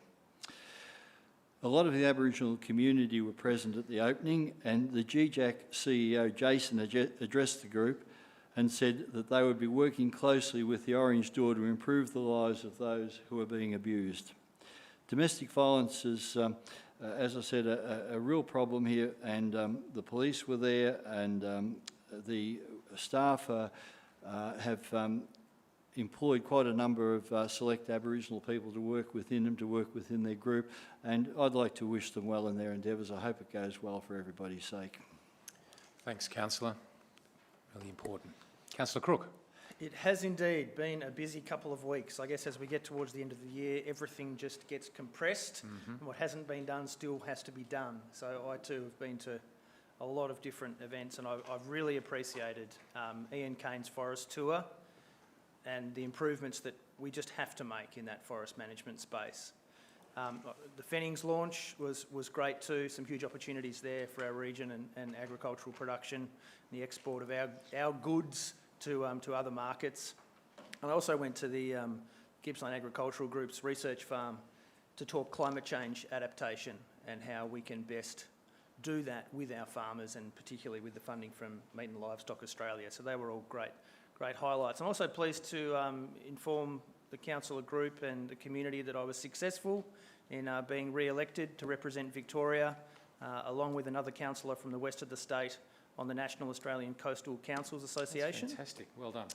Thank you. So this is a pretty important forum which I think will ensure that local coastal issues are recognised, our local coastal issues are recognised at a state and national level. And with several hundred kilometres of coastline in East Gippsland and the coast being where most of our population lives, there are certainly no shortages of pertinent issues to raise and advocate for in this forum, and I'll do my best to do that honestly and adequately. I also last night attended the Economic Development Advisory Committee meeting that we've convened as a part of the development of our economic development strategy. And I'd just like to say a big thank you and show my appreciation for all those people who were there, and that it was a really great opportunity to gain some input from some of our region's sharpest entrepreneurial minds, and the focus that they were able to bring to informing that discussion and our decisions around the future prosperity of our region, and importantly the happiness and well-being that prosperity will hopefully bring. We've got another couple of crazy weeks ahead of us, and I look forward to doing what I can. Thank you. Good on you. Thanks, Councillor. Councillor Allen. Thank you, Mark.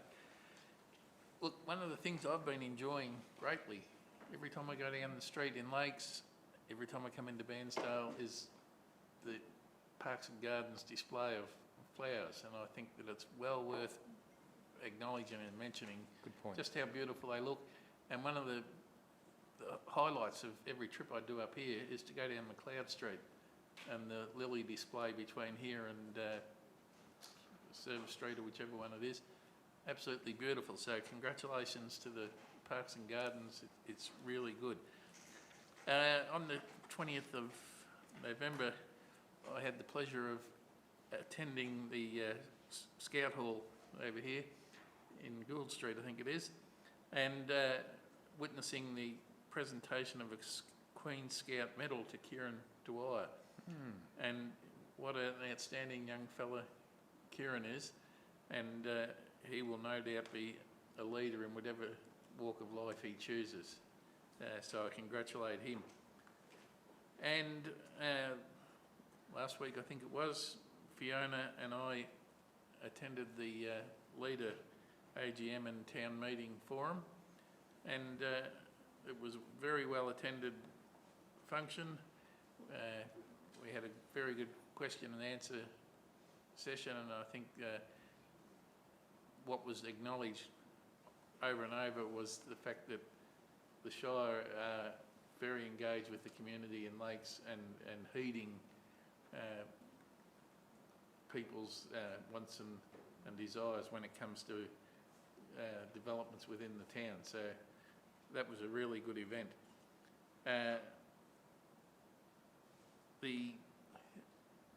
Jane has already mentioned the bee tour we went on last week, and I just want to personally put my thanks down to Ian, Clive and Neville. It was a great day and really appreciated. And also we just want to acknowledge Anthony and Martin on the planning forum last week.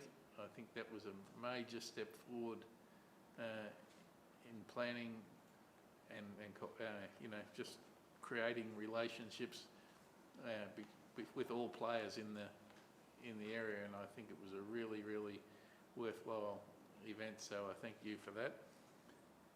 And again, with Tom, last night's Economic Development Committee forum was also equally very, very valuable.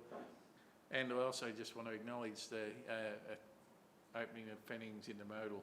Which might have been wet, but it was a good day. Thank you. Good on you. Thanks, Councillor Allen. Councillors, I'm just going to draw on one event that I attended, and you can read about it in the minutes if you want to, the others, but last Sunday I attended the Bushfire Resilience Expo at Sarsfield, and I was delighted to see so many people in attendance post-COVID. There was a sense of both community celebration as well as preparation and recovery. And the key agencies were there in attendance, as well as many private providers of bushfire equipment and shelters. There was a rolling and continuous range of presenters, and they were kept busy throughout the day.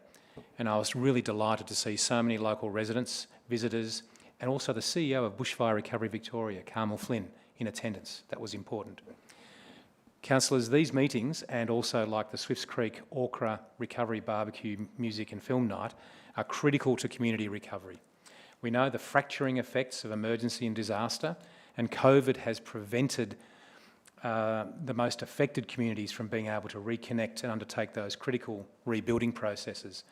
And I acknowledge and want to thank the respective recovery committees, council staff, emergency services, and other government and NGOs who have been with us in our community throughout these incredibly tough times over the last couple of years. Councillors, thanks for all the work you've done. Just listening to you tonight really gladdens my heart, and I think the community who are also listening should be really proud of your contributions and the work you do. So thank you. Right, councillors, we are on to item 5, and this is officer reports, and the first one is item 5.1.1, and it's contract 2021-1433 Soldiers Road, Hillside Road widening, and I can see Tom Weatherall there. Good evening, Tom. Thanks. And Fiona, pardon me, Fiona. So thanks. The CEO just keeps reminding me where I need to look. So, Fiona, please take it away. Thank you, Mayor. Though of course Tom is here to answer any questions that the councillors have. Councillors, before you, as the Mayor has mentioned, is a report to consider awarding a contract for the widening of Soldiers Road at Hillside. As I'm sure you all know, Soldiers Road intersects with Dargo Road and is approximately halfway between Bairnsdale and Lindenau. The road is currently of insufficient seal width, it's very narrow, and it's very difficult to have two vehicles actually pass each other on the road. Therefore, the project before you tonight and the contract before you tonight will allow for the road to be upgraded to a consistent seal of about 6 metres, which will improve the level of service and safety for all road users, while also reducing maintenance requirements. The project arose from some planning that was undertaken by the Gippsland Safe Freight Network and a range of local stakeholders that identified several roads in the Lindenau area that required upgrade to works to support the safe movement of freight and agricultural vehicles. Soldiers Road is the last of those 4 roads that were identified and to be upgraded through that process, following the widening of the Fernbank Glenadaldale Road and Settlement Road over the past 2 years. As with these previously mentioned projects, funding for Soldiers Road has been obtained through the Victorian Government's Local Roads to Market program, which funds about 2/3 of the project. Based on the funding, we went through a tender process, and that is detailed in the confidential tender evaluation report, which supports this report. Therefore, as a result of going through this process and of assessing the tenders, Council is now in a position to consider awarding the contract based on the recommendations of the tender evaluation panel. Councillors, if you have any questions on anything in the report, Tom or I would be happy to take your question. Thanks so much there, Ms Weigel. Councillors, are there any questions of either of our officers or any of the officers? Councillor Crook. Thank you. I'd just like to confirm this is being funded through federal sources, is that correct?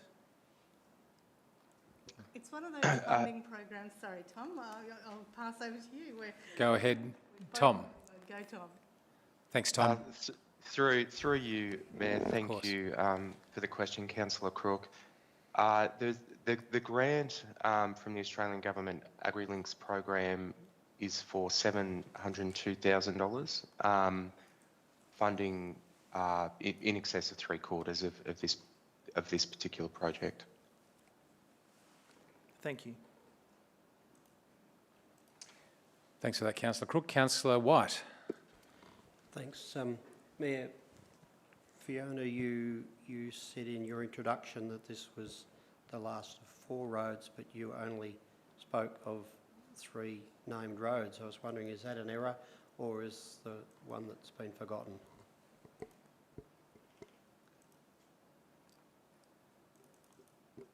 think I might have made an error there, Councillor. I meant to say 3 rather than 4. Good with that, John? Just a technicality. A technicality. Good on you, thanks. We need to sweat the small stuff, that's important. Councillor Stowe, do you have a question?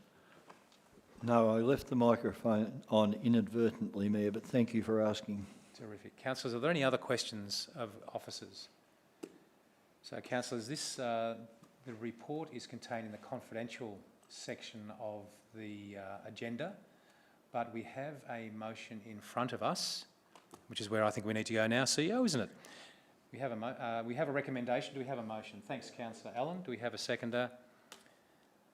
Councillor Uri, thank you. Councillor Allen, would you like to speak to the motion? Only to say that any time we can seal a road and improve safety, it's a good thing. Yeah, agreed. Councillor Uri? No. Thank you. Is the motion opposed? Would anybody else like to speak to the motion? In that case, I'll put the motion to the vote. All those in favour? Thank you, Councillor Buckley. I see you too. Carried unanimously, and now we'll see the result on the screen behind me. Thank you, Vanessa. Wasn't it? Sorry, pardon me. Sorry, I need to take that back. So, Councillor White, I'll do that again. Sorry, councillors. I'll help you out. I abstained. Thanks, Councillor White. I appreciate that. So that saves me voting again, putting it to the vote again. So 8 in favour and Councillor White the motion is carried. Thanks, Councillor. What's your name again? CEO. Must be near the end of the night. Councillors, the motion is up there on the screen. Thank you. You happy to move on? Yes. Good, thank you. Item 5.1.2 is contract 2021-1442 Jarrahmond Road bridge replacement, a cute little timber bridge near Orbost. Fiona. Thank you, Mayor. Councillors, as the Mayor has mentioned, the contract before you tonight is to consider awarding a contract to replace the Jarrahmond Road bridge, which, as the Mayor has said, crosses Spring Creek just outside of Orbost. This road services a large and varied amount of traffic, including school buses, heavy vehicles, dairy tankers and general agricultural traffic. So it's an important road, an important bridge. And maintaining a reliable level of surface of this bridge is really important for the transport network in that area. The timber deck bridge is one of the few remaining timber bridges in the area and is approaching the end of its life and either requires major maintenance or rehabilitation or to avoid load restrictions. When the team, led by Tom, looked at this in more detail, it was felt that a full replacement of the bridge with a concrete bridge was actually going to provide the best value to council and the community. With a design life of 100 years, the new bridge provides the lowest long-term costs while providing a highly reliable level of service for the local community. Excuse me. The bridge replacement project is funded by the Australian Government's Road to Recovery program, and we have been through our normal tender process, which is detailed in the confidential attachment, which is the tender evaluation report. Based on this process, we are happy to now present a recommendation to Council to consider the assessment of the tender evaluation panel and award the contract. As with the previous contract item, Tom Weatherall is here to answer any questions. Thanks, Ms Weigel. Appreciate it. Councillors, are there any questions of either Ms Weigel or Mr Weatherall? I can't see any, in which case there's a recommendation once again. Do I have a motion? Thanks, Councillor Crook. Do I have a seconder? Councillor Greason. Councillor Crook, would you like to speak to the motion? Sure, just to say, look, this is an important bridge for the Orbost area and the farming community there. So I'm glad to see that it's going to be replaced with a bridge that will last 100 years. Absolutely. Councillor Greason. No, I don't need to add to that. Thank you. Thank you. Is the motion opposed? Would anybody else like to speak to the motion?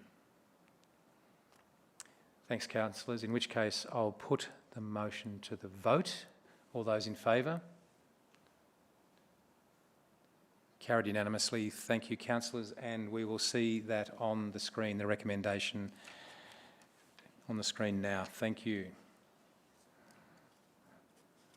Councillors, item 5.1.3 is contract 2022-1459 Gymnastics Pavilion, Lucknow Rec Reserve. Thank you, So we're Mayor. moving along well. Thanks, Ms Weigel. Go ahead. Thank you, Mayor.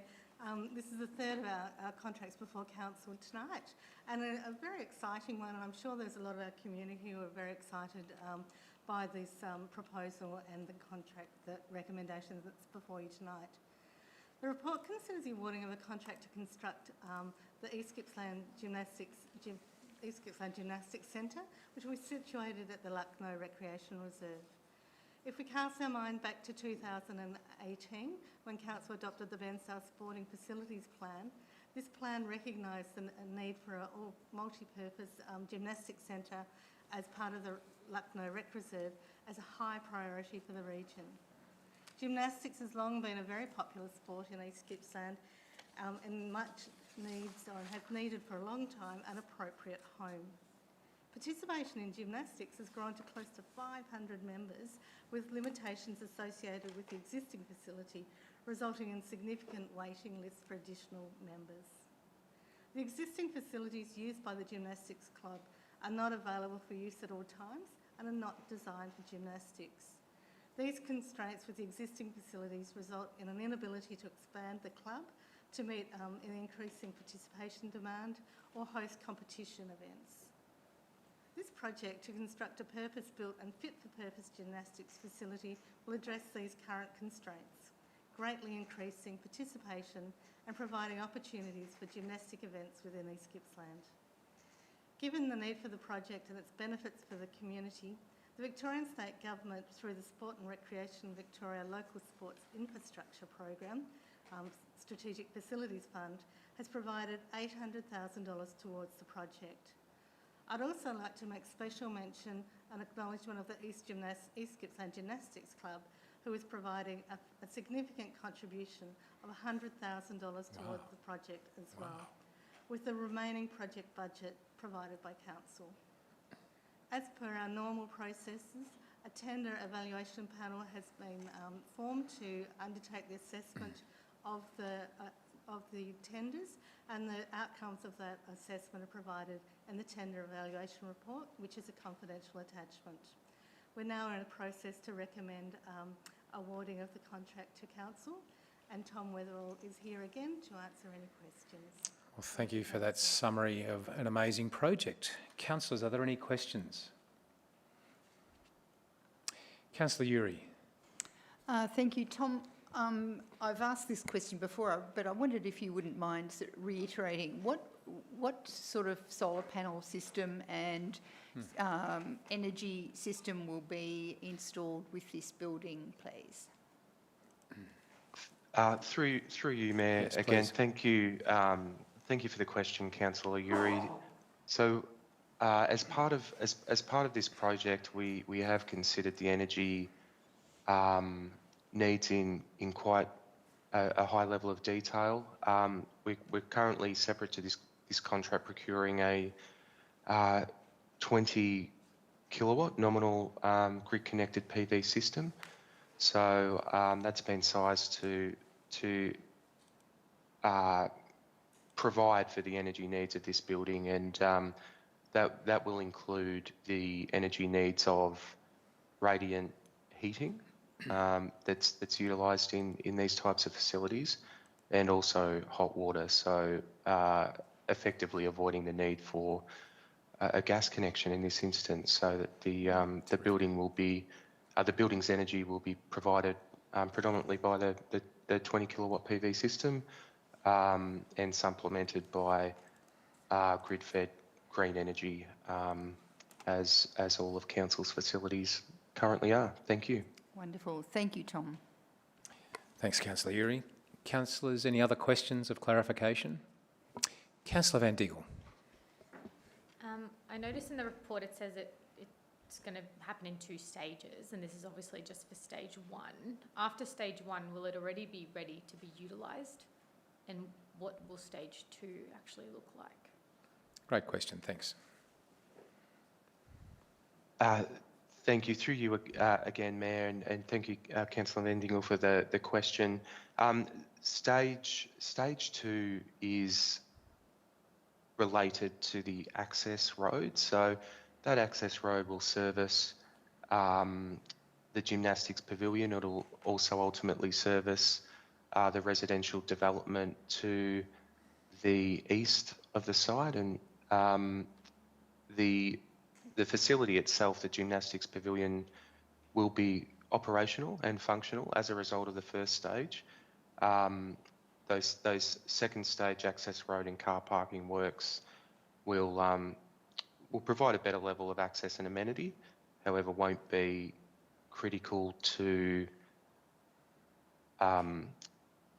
utilisation of the building or commissioning of the building. We are currently planning to commence the access road and parking stage very early in 2022-23, so in about 7 months' time, and the completion of those works won't be far at all behind the completion of the Gymnastics building itself. So it'll be only quite a short time between completion of the building and the broader access road that has some implications for broader connections in the area. Very Great, good. thanks so much, Tom. Terrific. Councillors, are there any other questions of clarification or otherwise? Well, in that case, councillors, is that a question or is that a leap to... It's a leap. I'd like to move the recommendation. Well, thank you. We like that motion. Thank you. As a seconder, Councillor White. Thank you. Councillor Uri, would you like to speak to this?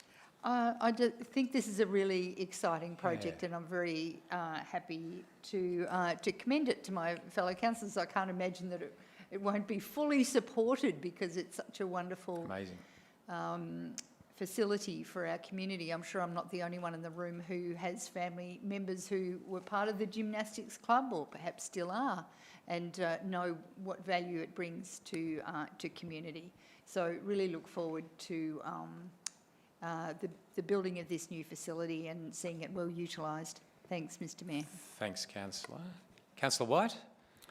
Thank you, Mayor. I would just like to say, in terms of this project, I look at it as just another piece of the puzzle over there for the eastern part of Bairnsdale, in that what an amazing complex that they have there now.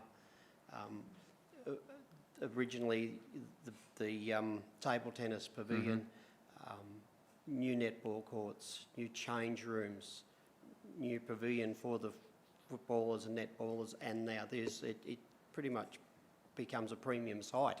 And I think that the people of all of Bairnsdale, but particularly those of eastern Bairnsdale, where there is quite a bit of development in terms of housing now, with the new subdivision going up the Alpine Road, and of course Eastwood and Eastern Views is all full, and just in walking distance to those facilities. And I'm sure that the people of Bairnsdale, but particularly those of the eastern part, are going to absolutely love this precinct. It's amazing. Well said. Is the motion opposed? I'm glad. Councillors, would anybody else like to speak to the motion? In that case, councillors, I'll put the motion to the vote. All those in favour? And it is carried unanimously, CEO. And on the screen we will see that this is a significant investment, nearly $2 million. So that's fantastic for our community and those 500 members. Hopefully there's even more members of the Gymnastics Club as a result of this. Terrific. Well done, councillors. Well done, officers. Councillors, we're moving on to item 5.1.4, addition and deletion of roads to Councillors' Register of Public Roads. An interesting item here, and this will be Fiona again. It will. Good on you. Thank you. Last one for the night. Thank you, Mayor. Councillors, you'll recall that we periodically bring reports like this to you to consider the addition of roads to our Register of Public Roads, and sometimes, like this time, also the removal of roads from the register. It's a formal process that is outlined through our Road Management Plan and the Road Act, and is how we gazette roads. Mm-hmm. With over almost 3,000 kilometres of roads, it's really important that we continue to assess the roads that need to go onto our Register of Public Roads and those that may not need to be there any longer. Those assessments are based on growth in our residential areas. They're brought to us by the community members. There's a range of assessment criteria that are outlined in the report that are used to consider why roads go onto the register and why from time to time roads come off. So before you tonight is a recommendation to add 0.26 kilometres of road at Ramsdale Court in Nowannowa to the Register of Public Roads, and also to remove a laneway in Bairnsdale, which is about just under, it's a little over 0.1 of a kilometre from the register. So a little unusual. We don't always take them off, but in this stage we've identified that there's a better use for that than laneway, than an unused laneway. So there's a recommendation or a series of recommendations before you, which I'm happy to take on in any questions on, noting that the Manager of Works is actually in the north of the Shire tonight, as he's been looking at roads in that part of the Terrific. Shire. Thank you for that, Ms Weigel. Councillor Crook? I'm just wondering what the better use for the laneway is in the future, rather than a laneway. So the laneway has not been used, or it's not being used other than access to one building for some time. I understand our planning department has recently identified and approved a planning permit for a commercial use in that area that would provide an opportunity for this laneway to be part of that complex. Before that can be considered in any detail, though, we've got quite a formal process to go through, which includes the advertising of the closure of this laneway, and then goes through quite a complex process of deregistering and degazetting it before we could even consider selling the laneway. So this is the beginning of that journey, which really was triggered by that planning permit process, but we have looked at this on its merits about whether it's actually a laneway that is used regularly, and have identified that it's not. We've been through an advertising process that hasn't triggered any objections, but we will extend that out so we make sure that we fulfil our statutory requirement for a 28-day advertising process. Thanks, Councillor Crook. Councillor White. Thank you. I just ask a question about Ramsdale Court.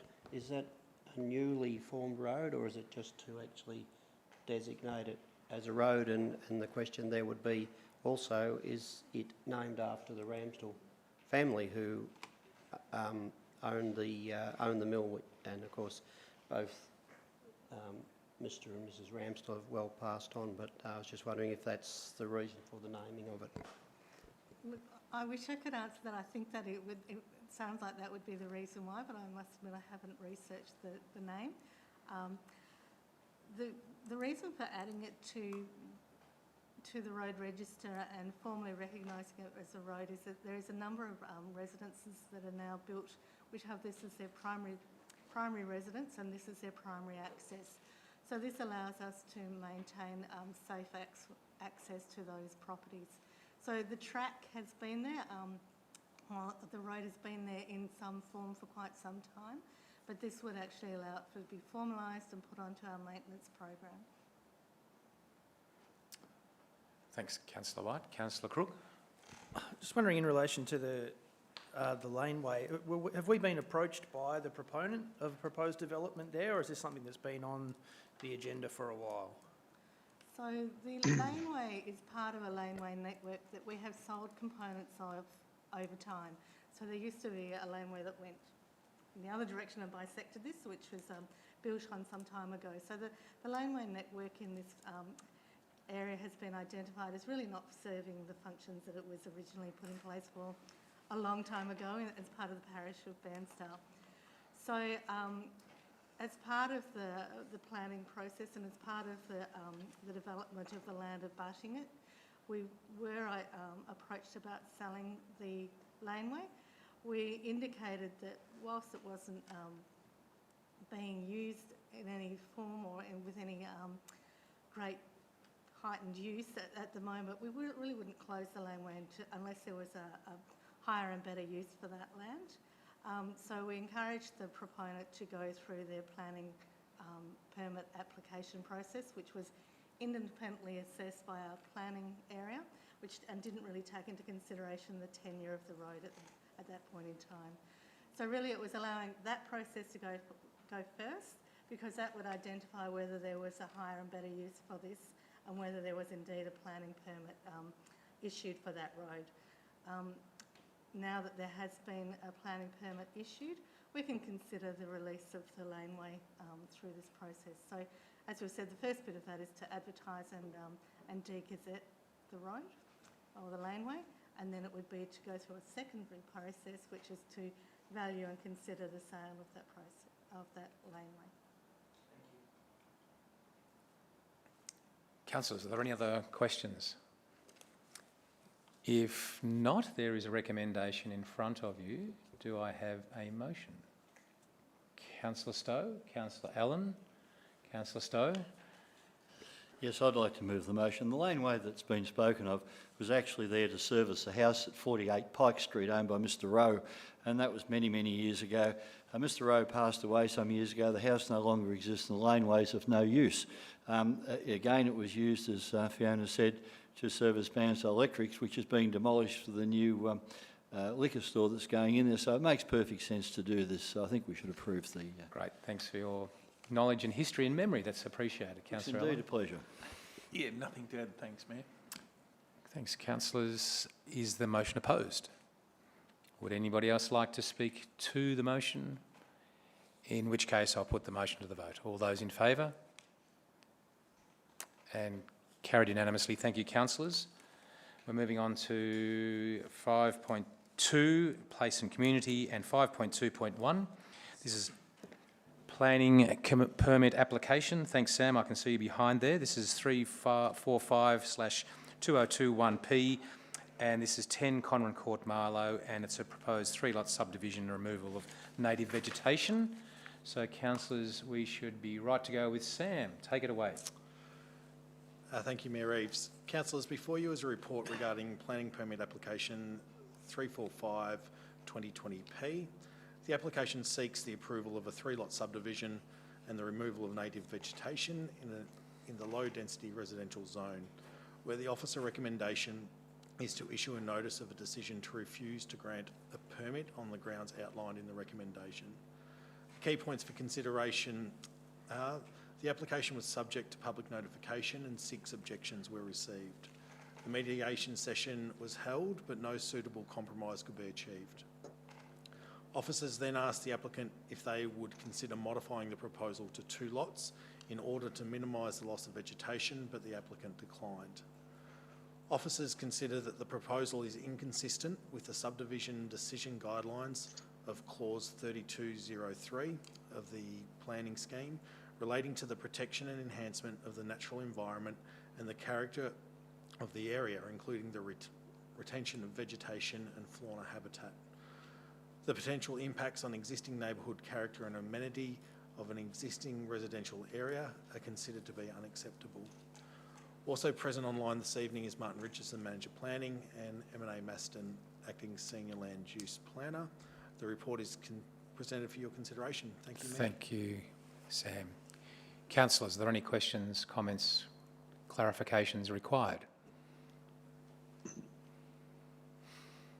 Councillor Buckley, go ahead. Yes, thank you. I'm looking through the information, the letters sent in regards to this matter, and it seems to me there's equally as many people supporting this subdivision as there is opposing it. And considering we've just been explained to us that when we are developing and planning areas for livability, that we accept that there will be native vegetation loss. That's part of what providing homes does. And it seems, so my question is, why are we making this decision in regards to on that merit, considering we've just been, it's become apparent there is such a house shortage in Marlo and indeed in East Gippsland. And it seems reasonable that these lots, they're still reasonably large blocks of land. So I suppose I'm seeking some clarification around that. Thanks, Councillor Buckley. Mr Richardson. Thank you, Mayor. And it's an excellent question, Councillor Buckley. It strikes to the heart of context in planning decisions. So the previous proposal that we spoke about was a greenfields development with new housing proposed in an area that had no housing. This is an existing residential area, and importantly, it's zoned low-density residential. In the low-density residential zone, where sewer is available, it is possible for people to subdivide down to 2,000 square metre lots, which is quite a large suburban lot. However, in the context of this development in Conran Court, most of the lots in this area that people own and live on are in the range between 4,000 and 6,000 square metres. And this proposal is to divide a roughly 6,000 square metre lot into 3 lots of 2,000 square metres. So that, in our estimation, is a significant change in character. And as I said, as opposed to a greenfields development where you are establishing a new character, in this site we have an existing character where people have bought into and lived for some years, and they have a proposal before them which is to subdivide a lot into significantly smaller sizes. So, so this fund is more about trying to retain, importantly for people in Marlo who live in all kinds of different circumstances, to retain the character that they are used to and that they expect in their neighbourhood. The subdivision would be reasonable in a greenfields development site in low density zone, but where we have existing housing all the way around, the local residents are concerned that this is a significant change for them. And in relation to the vegetation, there is a large amount of vegetation on this lot, which we heard reports through the mediation session, which a couple of councillors ran, that this vegetation has significant both flora and fauna values. So what we're talking about here is a change to local neighbourhood character, and one which most of the people who live in Conran Court are opposed to. In relation to your comment about letters for and letters against, yes, but it's not really a numbers game. It's about the arguments that are put forward. Many of the comments that we received for this development were, yes, supporting new housing in Marlo and new accommodation. However, they didn't really address the local character issues, whereas the objections to the application were concerned about loss of vegetation, change in character, loss of privacy, loss of local amenity, and they are values that the people in Conran Court really hold dear. And so for that reason, in this context, it's considered by the officers that the subdivision is an overdevelopment.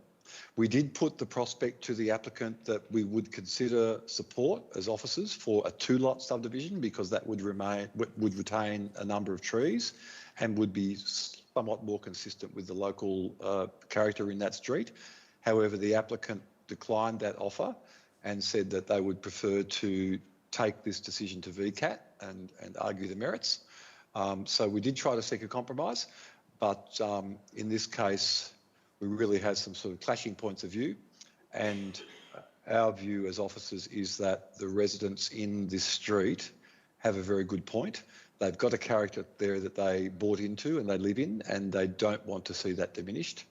And so therefore our recommendation is for refusal, because this subdivision would lead to a change in neighbourhood character in this established residential area.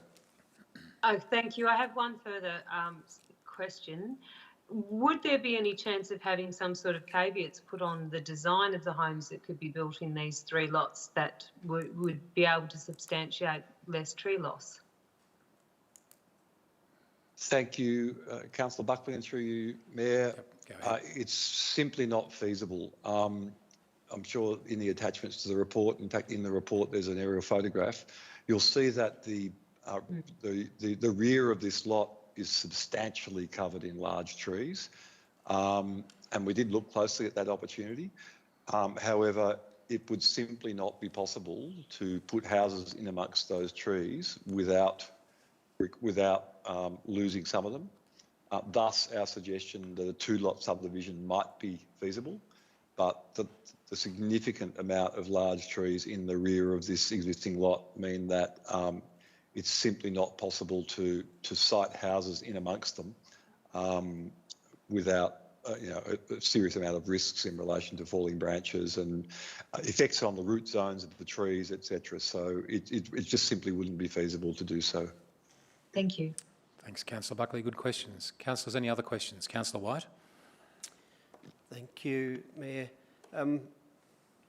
Martin, having actually participated in this mediation session, and there was possible middle ground there, which was a 2-lot subdivision, because I'm looking at your overhead, and that being put into 2 lots actually firstly would have preserved a lot of those trees, but secondly it would not have made either lot significantly smaller than the neighbouring allotments. Now, suppose this goes to VCAT, this is being hypothetical, and suppose the applicant fails at VCAT, is that the end of the story, or could he have a fallback position to come back to council with a proposal for 2 lots? Thank you for the question, Councillor, and through you, Mayor. Yes, that is a likely outcome. So the process will be that we will go, if the applicant appeals, should council adopt the recommendation tonight, and the applicant appeals that recommendation, we will go to VCAT and we will have a preliminary hearing at which there will be a discussion about possible compromise. Officers would probably put forward the proposal that an outcome could be achieved that would allow 2,000-3,000 square metre lots and the retention of vegetation. The applicant may or may not choose to negotiate on that position, and the tribunal member may or may not choose to make a decision on that basis. But that's the process. Should it go to VCAT, we would go with an open mind with a view to achieving an outcome for development that's consistent with the planning scheme.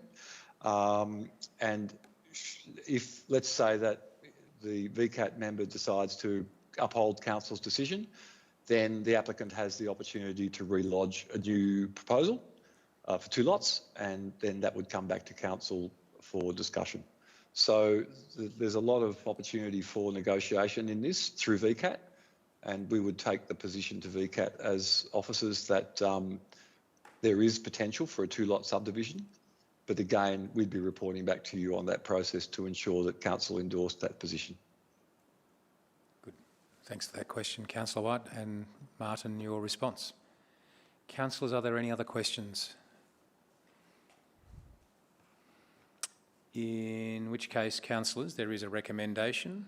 Do I have a motion?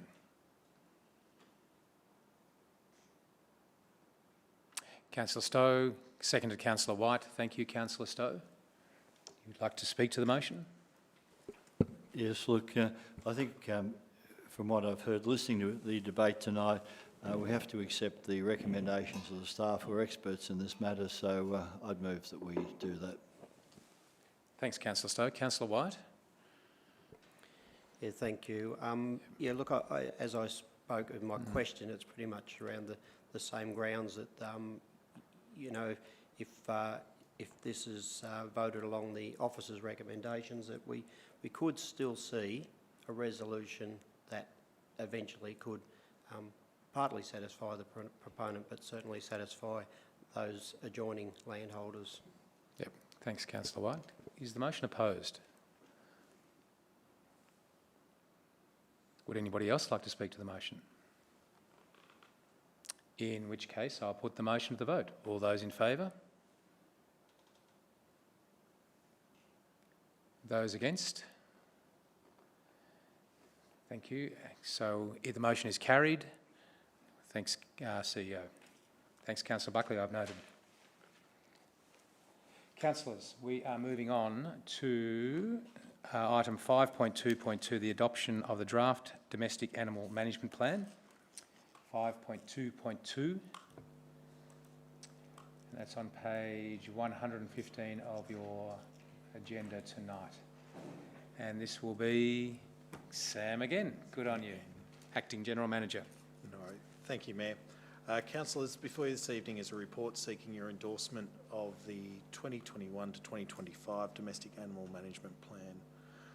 The key parts or key points for consideration that Council has a statutory responsibility under the Domestic Animals Act to develop and adopt a domestic animal management plan on a 4-yearly basis.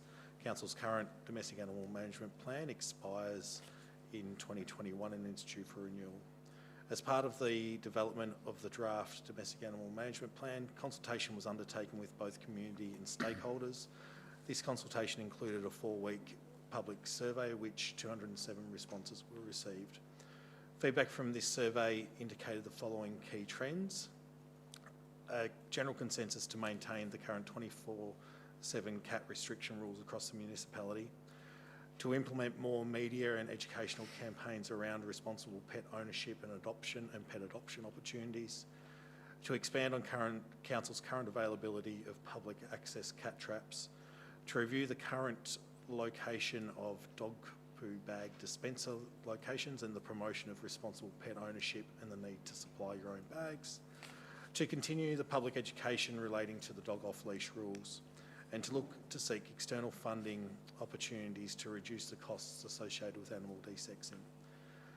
The feedback provided throughout the consultation has been included in the actions of the draft plan, and these include such things as increasing the promotion of adoption opportunities, the maintenance of the 24/7 cat restriction rules, and increasing the number of cat traps publicly available.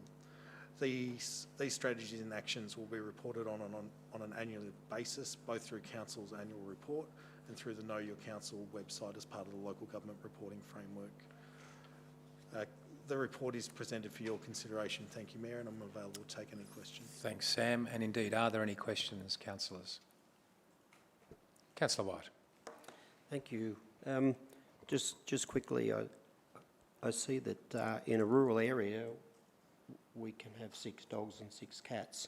I don't know why you want 6 cats, but anyway, 6 dogs. Can they be any 6 dogs, or do they need to be working dogs? Good question. Thank you. No, they can. Thank you through you, Mayor. Thanks for the question, Councillor White. They can be any dogs. There's not a restriction on them being working dogs.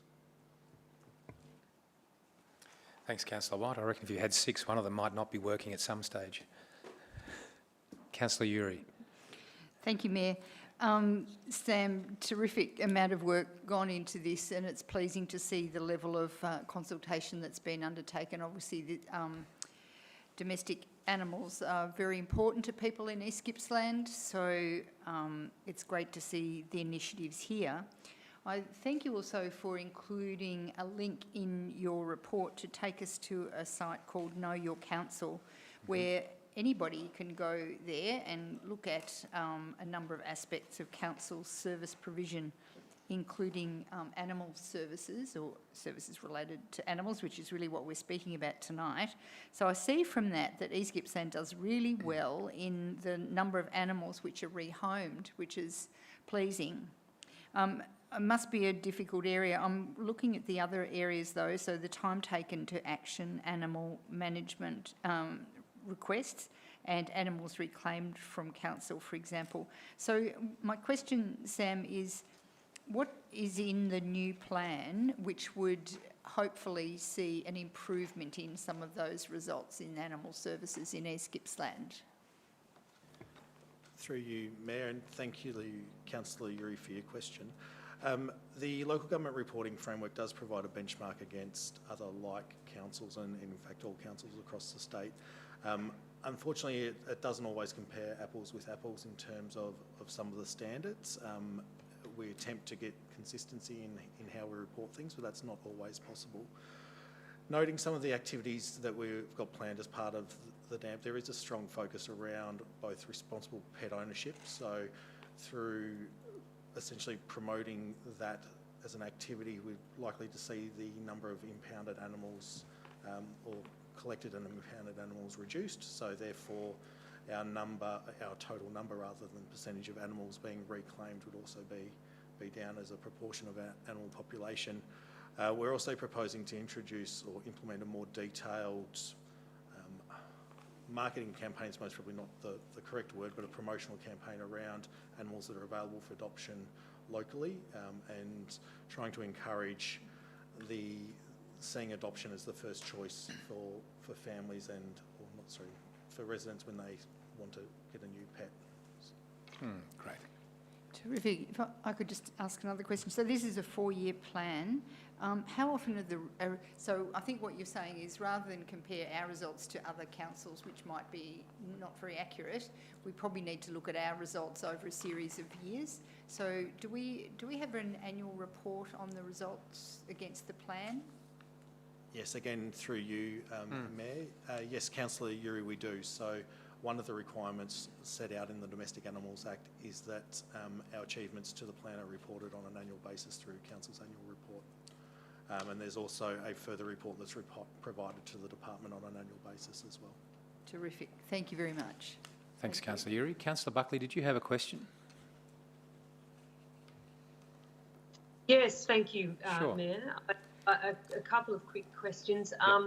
Firstly, how are we going to enact finding the funding to reduce the cost of animal dissexing? I think that's a really important question in regards to mitigating feral cats and the like.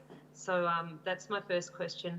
And my second question is, how long can we detain an animal? Good questions, thanks. Okay, thank you, and again through you, Mayor. Thank you, Councillor Buckley, for your question. In terms of the funding for the desexing program, there are some state government funding programs available specifically for that purpose. Officers are currently actively monitoring for when that next round of funding opens. It is currently closed, but it opens at least once on an annual basis, if not sometimes twice. So we are just currently waiting for that program to be open again for applications so we can seek funding. In terms of your question around how long can we hold an animal, there's no set time frame. It is purely driven by the individual circumstances about the circumstances as to why we have that animal. Is that part of the Act, or is that something that Council just hasn't got policy around? Again, through you, Mayor. Thanks, Councillor Buckley. No, it is part of the Act. Thank you very much. Thanks for those questions. Councillors, any other questions? Councillor White, go ahead. I should have asked 2 questions at once. No, you can ask another one, that's fine.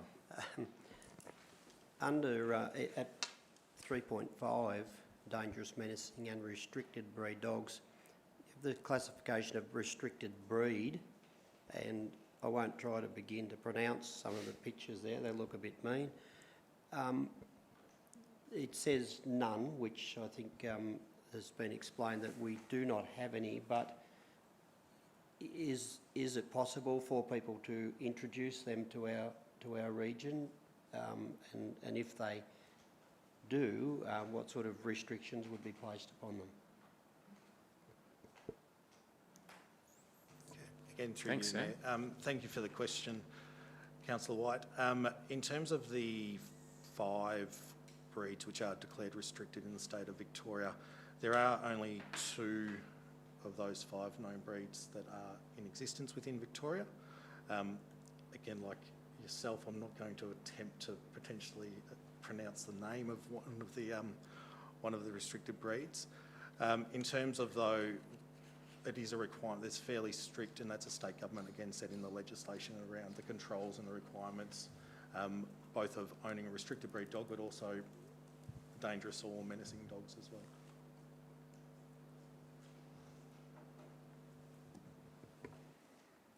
Thanks, Councillor White. Councillors, any further questions? If not, there is a recommendation. Do I have a motion, councillors? Thanks, Councillor Crook. Seconder, Councillor Stowe, thank you. Councillor Crook, would you like to speak to the motion? I would. Look, pets are really important. We love them. Especially for some of our older residents as companion animals. We're having more cat traps to catch those wild cats and people's cats who aren't being kept at home like they should be is a great initiative. We need that, so I think that's really welcomed. I'm just going to give you a few numbers. There are 8,247 registered dogs in our Shire. There are only 2,433 registered cats, less than half the number of dogs. Now, I reckon there's just as many cats as there is dogs, but the people aren't registering their cats. These numbers also play out in the numbers of animals that get impounded, and unfortunately in the numbers of animals that are euthanized or sent to heaven. Of the 192 dogs that are caught at large, that's only 2% of them end up not being rehomed or returned to their owners. So 53% of those 192 dogs, 53% are returned to their owners, and 27% get rehomed. But when it comes to cats, only 5% are returned to their owners. 44%, or almost half, get rehomed, but unfortunately 22%, or almost 1 in 5 cats, or in fact more than 1 in 5 cats, get sent to kitty heaven. And that's because they're not registered, and it's because they're not being kept at home like they should be, like the law and our bylaws require. So if you care about cats, and I do, please register them and make sure they stay at home. And I don't doubt that cat owners love their cats, but it seems that some of their cats are not acting in their own best interests or that of our native wildlife, and they need their owners' help by being responsible and by keeping them at home and getting them registered. So please make sure you keep your cats at home, get them registered, and that'll be better off for your cats and for all our other animals too. So I recommend the motion. Thank you. Thank you for that, Councillor Crook. Councillor Stowe? Yes, look, well summed up by Tom. I'd just like to add that with the COVID restrictions, the amount of animals that have been sold to pet owners in the last 2 years has increased significantly, not only in numbers but also in price. And this will no doubt create some issues over the forthcoming period of time. And it's important that we have good rules and regulations in place to monitor this situation. So I would endorse the motion and also Councillor Cook's comments. Thanks, Councillor Stowe. Councillors, is the motion opposed? Would anybody else like to speak to the motion? Councillor Buckley, good to hear from you. Go ahead. Yes, look, I support what's been said, and also the importance of ensuring that our dogs and cats are desexed, because that's where a lot of problems arise in our community. But I also think that it would be pertinent as a council to look at developing further policy to ensure that an animal, a dog or a cat, as one recent example, has one particular dog owner has not been able to see her dog for over a year. And I just think that that's unacceptable to have an animal away from their owner and certainly caged in a small area for that length of time. So I think we need to further develop some of our policies, and I'd like us as a councillor group to look at that in the future. And I support having, you know, obviously good education around how we look after our animals. Being an avid dog lover and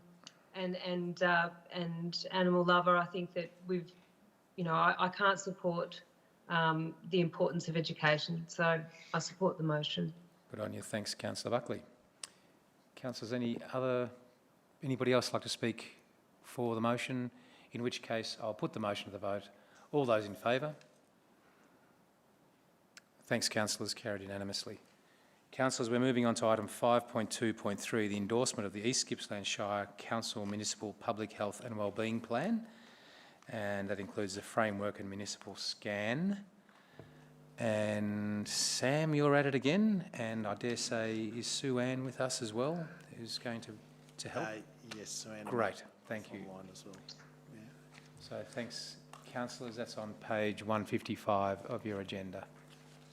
Thank you, Matt. Councillors, before you is a report regarding the endorsement of the framework and municipal scan for the new Municipal Public Health and Wellbeing Plan, which is known as Well Placed for Wellbeing Plan 2021 to 2025. Key points for your consideration include the planning is being developed in a staged approach, with this report outlining the conclusion of stage 1. The framework documentation has been prepared following extensive engagement with key relevant agencies in the community.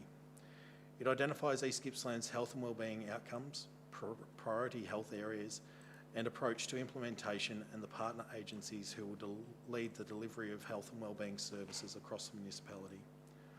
The municipal scan summary provides a comprehensive outline of key data relating to the health and wellbeing status of the East Gippsland community.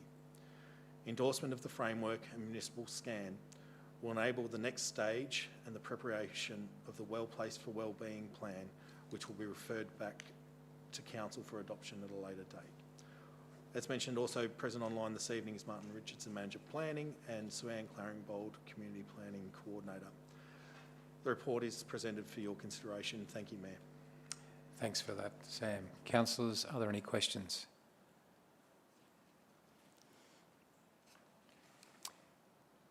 Councillors, I see no questions.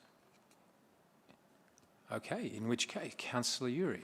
Sorry, Mark, maybe I will ask a question. I've actually discussed it earlier this afternoon with officers, but just to reiterate, and I think the importance of this this step in the development of the wellbeing plan is for us to acknowledge the work that's been done so far and to look at the structure of the plan and to tick it off and to then move on to the next step. But for me, one of the most important parts of this step that's been presented to us is the summary of the East Gippsland Health and Wellbeing data. Mm-hmm. I reckon that this is so important for us to have these important documents as evidence-based before we even get very far into any significant planning process. So when we look at the data that's presented here, just in the summary, some of it is, quite shocking to look at ourselves in our own community. Anyway, look, I'm rambling on a bit and realising that I actually had a question. Yes, because you can certainly talk to this. Okay, so the importance of this data is incredibly important. The question is, can we? And I've already had this question answered, but I would like to have access to the full data set, I suppose, and I think other councillors would also.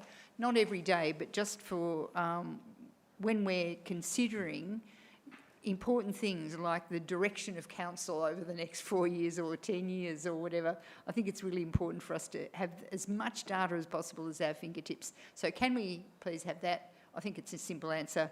And can we look at ways to use these data sets as evidence-based when we do our strategic planning? Mr Mayor, may I attempt to answer? I don't know who that was. No, I think the Acting General Manager, Mr McPherson, is going to answer this, if that's all right. Martin. Thank you, Mayor. Through you, Mayor, sorry. And thank you, Councillor Uri.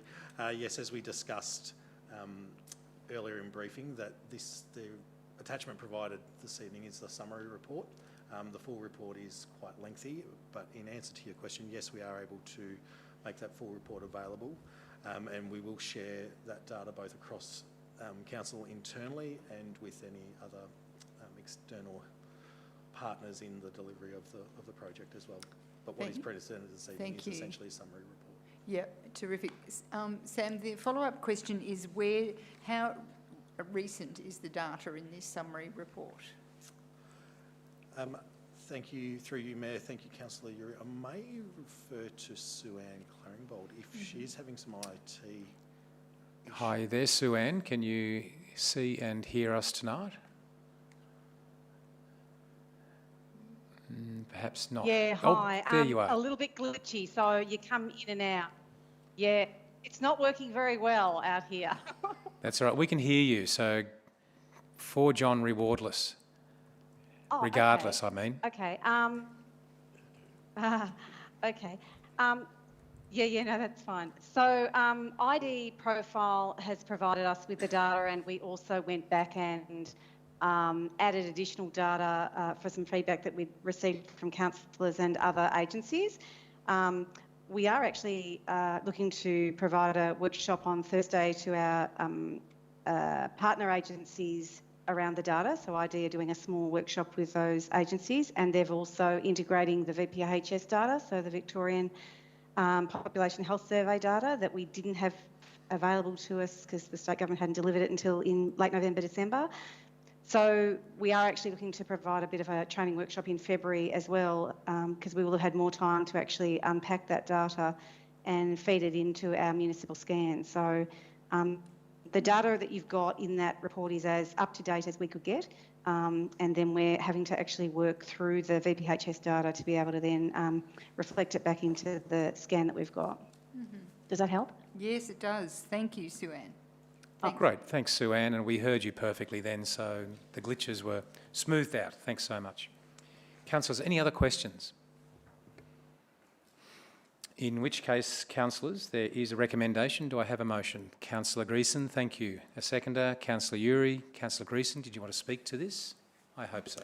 Thank you, if I can do without choking. I think this plan is very good, and it is based on very current data. I mean, I think it's a much better plan than previous ones that we've seen. It's more comprehensive. I think our role in direct services is quite limited, but our strength is in all the related and supporting and advocacy roles. That we do have I think Councillor Uri was sort of starting to talk about, we have a range of differences from the rest of Victoria demonstrated through the data, and some of it's not very good. So we have significant issues with the recruitment and retention of health professionals to East Gippsland, and one of these recommendations in the plan addresses that. We have more Aboriginal Torres Strait Islander people here. We have more people who are older than 55. We have more family incidents than most of the rest of Victoria, the third highest. We have high suicide rates, we have more cancers, we have higher levels of dementia, more chronic diseases, and equally horrifying is the fact that 7.4% of people ran out of food and couldn't afford to buy more in a 12-month period. So I think there is a huge amount that we need to do in East Gippsland to support the community here. and to work with them and to improve these statistics so that we are a much healthier population. So I'd like to move them. Thanks, Councillor Greason. Yeah, thank you. Councillor Uri. Thank you, Mayor. Yes, just to reiterate all Councillor Greason said, I think this is an incredibly important part of Council's work to focus on some of the quite critical inequalities, I think, in our communities.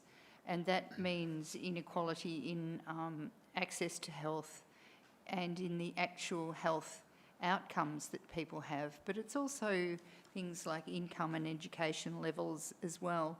A couple of the interesting bits of data which I'll be looking for in the complete data set, I think, is to look with a gendered lens on the discrepancy in income, household income, perhaps, or the difference between male and female income and employment levels in East Gippsland, because we know that the most affected people from COVID have been women, and I don't think we're yet seeing the effect on our young people either, the long-term effect on our young people, not just from the trauma of bushfires, but from COVID and the school disruptions and the loss of learning at different levels. And also the rate of teenage pregnancy, I think, is another data point that's always interesting to look at.